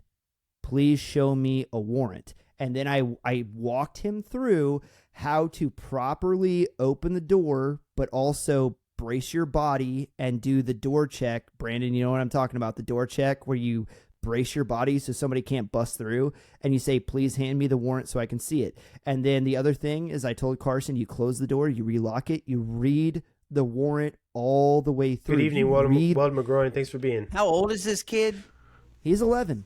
Read the daggone warrant. Read it all the way through. Read it to the end, right? Because if they have authorization to come into the house, right, they need to be able to show you authorization. We've talked about this, and I've talked about it with my kid because 1100. Hey, Frank. Oh, 1100? 1100. Hell yeah, guys. We know, guys, they're showing up. They are going to, if you were at January 6th, if you are pro-life, if you are like me and still in the military and yet using your First Amendment right to speak online, they're coming. If you think for a second that you can stay on that fence, if you stay on the fence long enough, you're going to get impaled by it. Yeah, I have a similar experience to that. Please. Mine went a little different than yours. So when me and my my current wife, when we started dating, she had 4 boys. I had 2. Now her second to oldest son he just turned a senior. He was 17 years old, and my wife's ex-boyfriend went a little cuckoo for Cocoa Puffs. And so really getting the stalker mentality and all of that stuff. And so he actually ended up like showing my wife a gun, and she called me in a full-blown panic. And of course, I drove to her house, brought my MMP shield, and this is the first time I met my stepson. The first time me and him had a conversation, and he was going to sleep on the couch because he was worried the dude would come back and raise hell. And I said, well, look, I'm not going to stay here because if he pulls up, he sees my vehicle, he may do something drastic. I said, right. And I'm not going to lie, I handed a 17-year-old a pistol. And I said, if he beats on the door, shoot through the door. Don't answer it. Don't do nothing. Don't ask questions. You empty the clip in the door, period. And then I drove my Jeep because she had a very long driveway in Alabama. And I drove my Wrangler, my Rubicon, through the woods, backed up where nobody could see me, and sat there all night long. So no, I don't go through the whole warrant stuff with you. I tell my kids, if I'm not home, don't answer the door. Period. Well, I'm not trying to have my kid shoot a cop on accident. And no. I tell my kids don't. That's not his place to. Do not. He's 11 years old, so it's not his place to make life and death decisions. Yeah, for sure. Well, for sure. Not there. That's why. You'll lose every fan if I go that route. I'm not going to go. No, but I'm just saying. But it's good conversation to have, because kind of where I was going with this, and I want to get back to the Venezuelan gangs in the apartment complex, but like we have to start having these conversations with our young men again. For sure. How do we protect? Again, for me, it's the whole, my dad did it to me. I'm sure your dad did it to you, Greg. I'm sure your dad did it to you back in the day. Hey, I'm leaving. You're the man of the house. Mm-hmm. And so it's like it's like we have to give them the tools of how do I be the man? How do I protect mom? How do I protect the kids? And I'm sure that you, Brandon and Greg, I mean, my kids have time at the range with every gun I've ever owned, ever. They know how to shoot them. They know the mechanisms. They know the safeties. Some of them don't have safeties. And when I leave, I'm like, well, you know where that is. You know where that is. You know where that is. Your responsibility is to make sure your mother is safe at all times. Period. That's your job. All right. Don't call me, because I'm not going to be able to if you call me for help, you're going to be dead before I can get to you. So You're trained. You know what to do. You know the questions to ask. Get it done. It's your job to protect this family while I'm away. So 100% agree with that. 100% agree with that. And I think that's where we're failing. And I said this last night. I firmly believe with every piece of my soul, We do not have a politician problem. We do not have a president problem, a government problem. We have a man, father, parent problem. Period. And it's this simple. Look at the protesters out there right now. Yeah. These pro-Palestinian, retarded, spray painting, statues and stuff like that. Listen, bros, I love my boys to death. And I know you do too. I would cut both of my arms off and bleed to death to make sure that my sons never had to feel an ounce of pain. That's how much I love them. But I'm here to tell you, if my son comes downstairs, even at 17, 18 years old, he says, Dad, I'm going to protest. And he's wearing a hood and a mask. I'm beating the shit out of him. And I'm like, that's not how protests work. With the trans flag cape? They see you, you see them, because that's being a man. Yeah. That you're standing in front of somebody saying, I don't agree with you. Yep, and here's my eyes. You can see my face and I can see yours. Yep. And number two, I'm going to be watching the news. And if I catch your stupid little self throwing through a brick through a window, I'm going to put you in a coma, and then I'm going to call the police and tell them it was you. Dude, my dad did that to me, man. He fucking snitched on me one time because I deserved it, dude. That's part of being a responsible adult, man, and teaching lessons. You're going to deal with it. And I'm and in the same breath, if my son came downstairs and was like, Dad, there's a protest in town today. I want to go be a part of it. We have a conversation about it. And he has a educated response. Whether I agree with it or not, my son is exercising his freedom. Mm-hmm. And I'm cool. Son, I don't agree with you. That's the whole point of this, Here's why isn't it? I don't agree with you. But let's go get you Sharpies and some poster board. And then we're cool. We're good. And if he learns a hard lesson at the end of it, what did you do? You facilitated that lesson, man. 100%. As long as you do it peacefully, because these left-wing protests, there's nothing peaceful about them. All right, nothing. Throwing smoke grenades at the White House, which Secret Service is sitting there, by the way. I don't know why they haven't capped about 10 of them at this point. But you spray paint George Washington. You spray paint all these monuments. Dude, that's not peaceful. Those are called felonies, people. It's destruction of government property. That's what that is. Well, and I did you guys hear what Tucker Carlson said about that? He was saying these are people that will never build anything themselves, will never accomplish anything. It's easy to tear shit down, Greg. Yeah. And they obviously don't have jobs because they're doing it in the middle of the day. Tearing shit down is the point. Yeah, the destruction of the system is the point. It's not a symptom of it. That's all these people. They don't have a plan. It is what they do. It goes back. I point this out all the time. It goes back to the art. It goes back to the architecture. It goes back to the government. They work inside and outside of the system. If they can work inside the system to rule you out, we'll pack the Supreme Court. We'll do things legally. They're happy to do that. If it takes them working outside of the system, they're happy to tear everything down.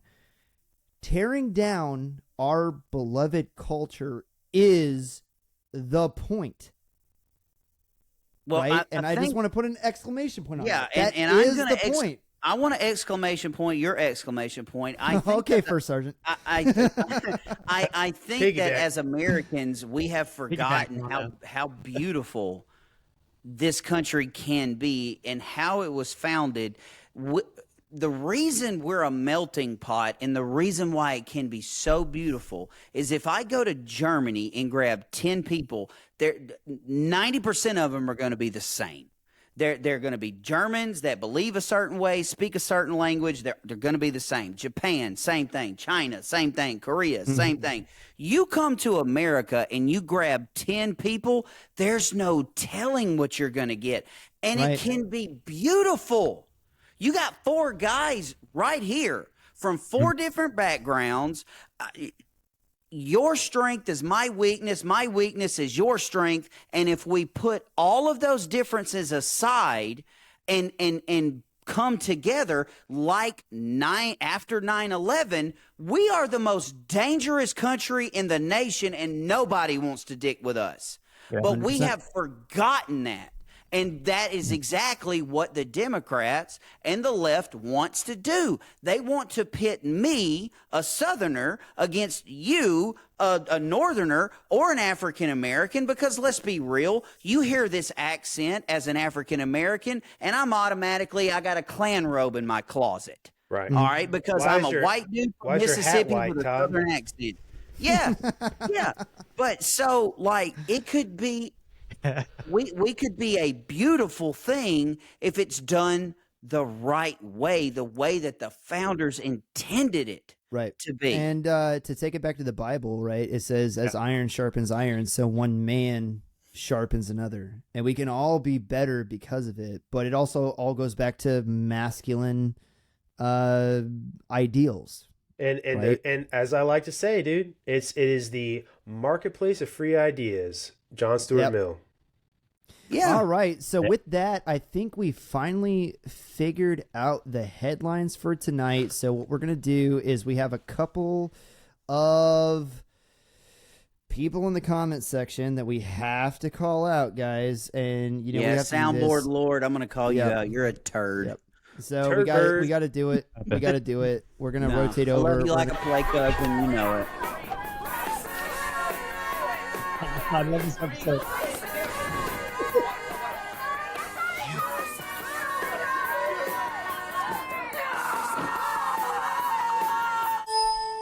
Yeah, and we've had some good ones this week. So, Brandon, you sent me this one. Let me go ahead and call it out first. I don't even think this is in our comment section, but this is one that you found and you sent it to me. So this is Jeff Walls. Oh yeah, so this is this Tim, the brother? This is Timmy's brother, man. This all right. He donated to the Trump campaign in 2016, by the way. Yep. That's dude. This is listen, man. His brother said basically, I got a lot of shit, but I don't know if I want to drag my family into this. And basically is thinking about throwing Timmy under the fucking Bluebird bus that we all know and love to see on base, bro. I'm going to tell you right now, man. Jeff Waltz knows his brother is a piece of shit, and that's the bottom line. So right here. that's what it says right here. Because So Stone Cold he said made so. So he made a post. He said, "We've just become a third world banana republic." And so these people, no kidding, have a talk with your brother. He logs back in and he responds and he says, "Haven't spoke to him in 8 years. I'm 100% opposed to all of his ideology. My family wasn't given any notice. He was selected and denied security the days after." So, dude, I'm not getting into it. You're gonna have to tune in to the hot seat show. Hey, all right. That I'm plug, telling that you, plug, not though. to plug it, not to plug it, no. but we are really, Have me no and shame, Casey brother. are really about to dive into everything that is Good. Tim Walz and the reason why he is such a piece of freaking Listen, trash. man. The little red book. That You guys talk about the little red book? All of it, bro. That Every interview bit that of he it. just had, he basically said, "Yeah, I misspoke and that my grammar isn't very good, and thank God my wife is there to correct my grammar." No, bro. yeah, you made dude, a statement I about. made a video about that today, dude. You made a I statement saw in it. front of a bunch was of people great, for clout. dude. You made a statement in front of a bunch of people for clout saying that we're going to ban weapons that I carried in war. That's not grammar. You said that on purpose. And you sat there in front of the CNN reporter and you lied and you made up a fucking excuse with Kamala Harris standing there looking at you all doe-eyed, knowing that you're full of shit, just trying to fucking wind up in the White House. You're a liar. You're a sham. And I'm not talking about your service. I'm talking about the parts of your service that you lied about. Get fucked. Yeah. Yeah, Can we talk about a dude that was an E9 in the Army and he had 2 Army Achievement Just medals? an E9. Yeah. Yeah. Like, and then a person, we made a post about this a couple weeks ago when we started coming out after him, because I've never met a single guy in the military that is actually for this guy. And we made a post about it, and somebody commented in that comment section, and they were like, "Oh, it was your old chief." Can I say that? Oh, the dude that he wasn't my chief. He just was a chief. Yeah. Oh, a chief. And he came in there and he was like, "Listen, he said something about you said, Brandon, that something about knowing, or no, maybe it was Adam, said something about knowing E2s that have more combat medals than he's ever had." Correct. And yeah. This guy was like, no E2 could ever have that many commendations. 2 Army Achievement Medals? Are you kidding Dude, me? and I'm not I graduated basic training. Listen here, recruiter. I graduated basic training with a G Called you out, bro. an NDWSM. 1,100 right? people in the chat. What's up? And I had my first Army Achievement Medal when I graduated basic training. I was an E1. All right, an E3. I was an E3. But listen, I know E2s that have E2s that have bronze stars.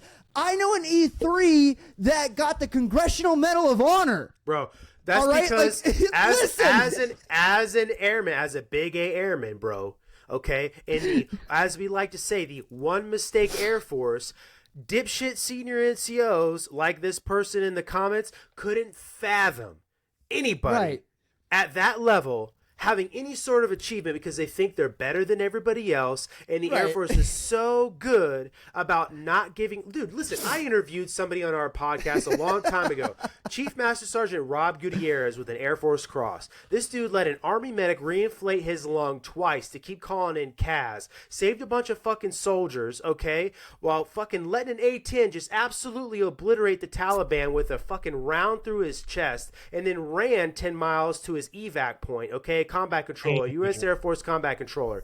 And the Air Force is too fucking pussy to give this dude a Medal of Honor, even though he fucking deserves it. And then Master Sergeant Chapman, another Master Sergeant combat controller in the Air Force, who took a mountain, okay, in the Hindu Kush with a bunch of Navy SEALs who fled the scene, By himself, okay? Killed a bunch of fucking Chechen Taliban fighters, okay? And was abandoned by SEAL Team 2, and the Navy did everything they could to bury this story. Posthumously had his Air Force Cross upgraded to a Medal of Honor. The Air Force does everything they can to not give people the shit they deserve, and that's a fact. Well, let me give you a little insider baseball. The National Guard does not. Good. They give bronze stars to majors who deploy for keeping the freaking paperwork squared away. Dude, they do the same thing in the Air Force to finance people who sit there and say, "Oh, well, I did all these DPS reports." The fact that you have an E9, the fact that you have an E9 which by the way, he's full of shit. He retired as an E8 because he didn't go to Sergeant Major's Academy. He quit. Yeah, hey, I just want to throw it out there. We crossed over 400 followers today. Thank you guys so much. If you're in the chat, please hit that like button and follow. The fact that this dude did 24 years in service, and like by the time I was in E4, I had more freaking ribbons than this dude does. Thank you. Thank you. I mean. Like I'm sorry, and I'm not crossing chest candy with people because it's I'm not either. He's a piece of shit. That's not the point. You're right, Chris. If you're in the military, you know for a fact I've seen guys like, as far as the Army is concerned, you can't get promoted from lieutenant to captain unless you have a Bronze Star. That's like it's a well-known thing. That's insane. Todd talked to me. Well, no, it's a well-known thing. Todd talked to me about all the dudes that were downrange in Iraq or Afghanistan that were like, "Hey, I'm going to go out on this combat patrol and I'm going to take this route. I know it's more dangerous than that route. It doesn't make tactical sense, but I'm going to do it. None whatsoever. But because I know I'm going to make contact with the enemy, I'll get my Bronze Star, then I'll get my promotion. Right? It happens. We all know about it, and we know officers like to decorate each other like Christmas trees. That's just a thing. Yeah, it is. It absolutely is. I had one of them try to decorate me. Like, dude, I got put in for a Purple Heart. In the 03, I was there at the initial invasion 03 with the 4th ID. They tried to give me a Purple Heart because a mortar landed in the compound. Now, granted, it blew the shit out of me and threw me about 15 feet, and I couldn't hear for a week. Like, I could not hear for a week. What? They tried to give me a Purple Heart for my hearing, and I was like, no. There are dudes that are missing limbs. Yeah. Because of this. No. And I told my commander and my doc, I said, dude, the only reason I'm here is I want a combat medical badge. I said, but that is the medic's like holy grail. Holy Grail is the Yep. combat medical badge.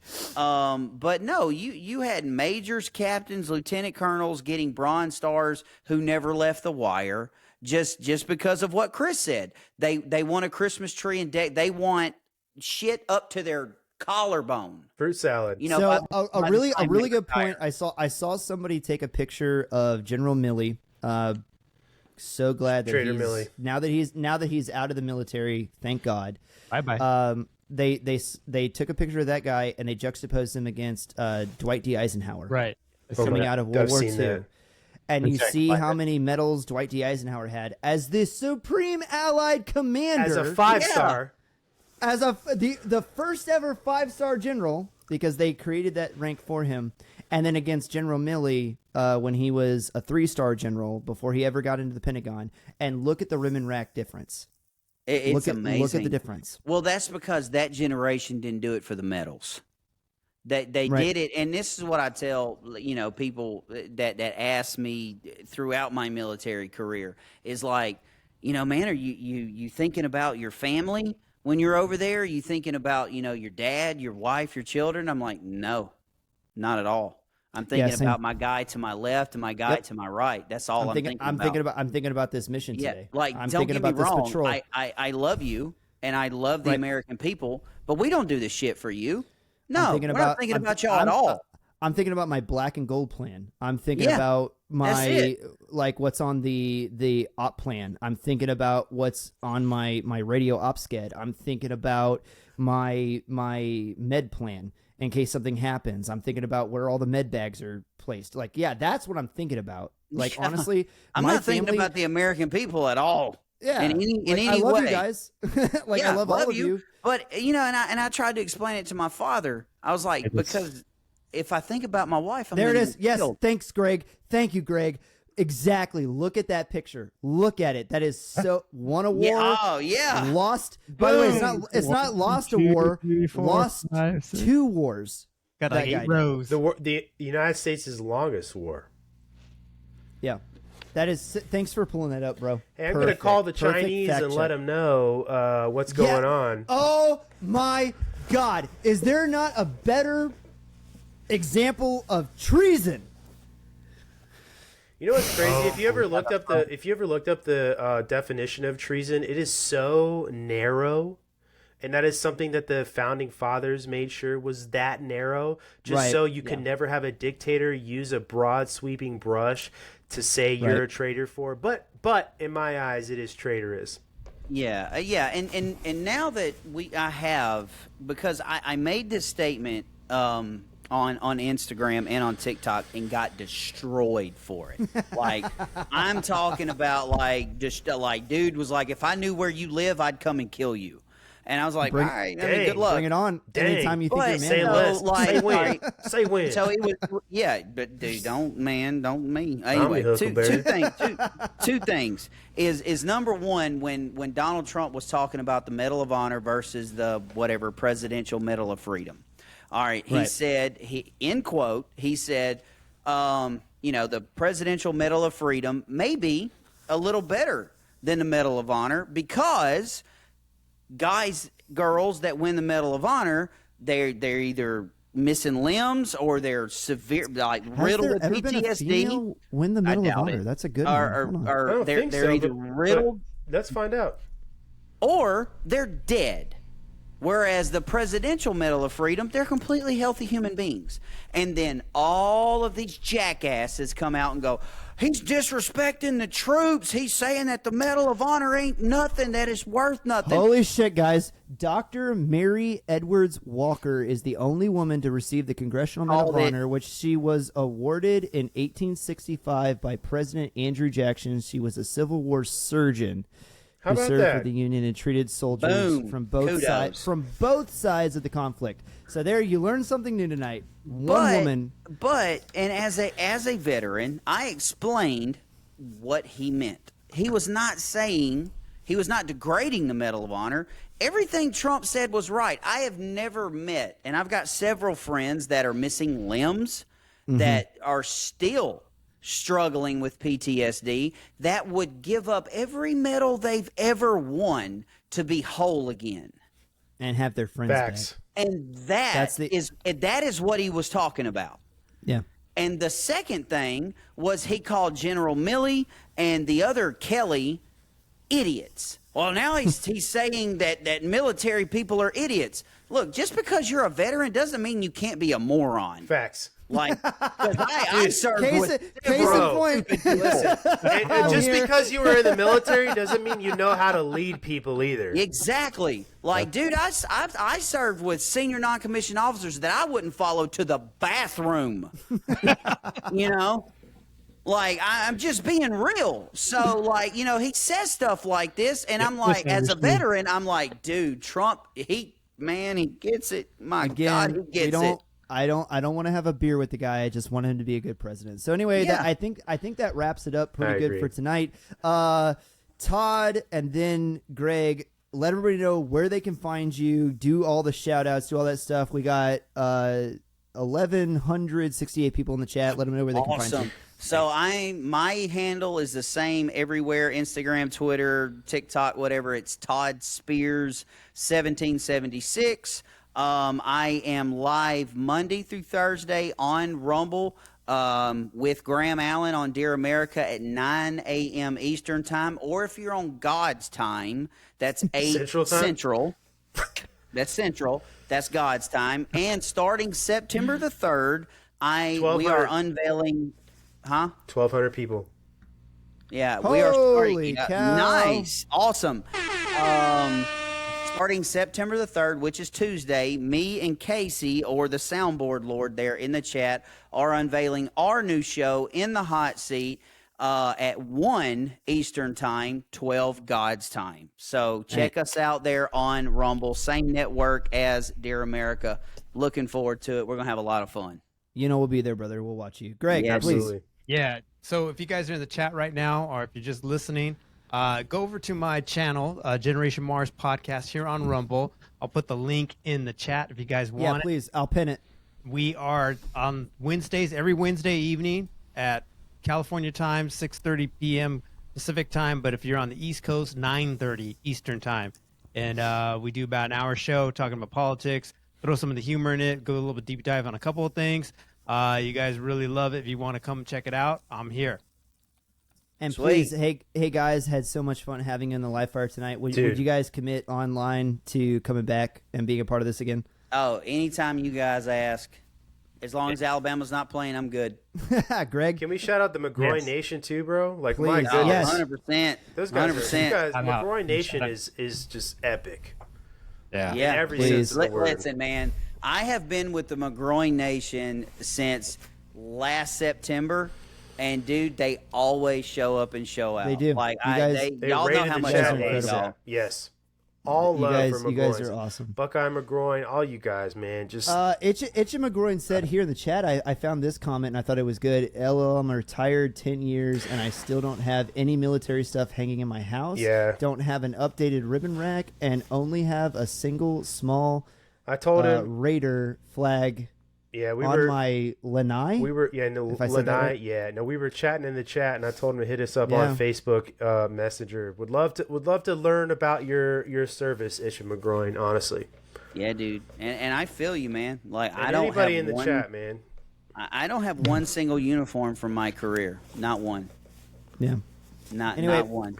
Love you guys so much. Thanks everybody for hanging out. If you guys would hang it in the backstage for a little bit so that we can make sure everything uploads. That was live fire tonight. Hope you guys enjoyed it. And All love, guys. Peace. Yeah. Peace. Excellent.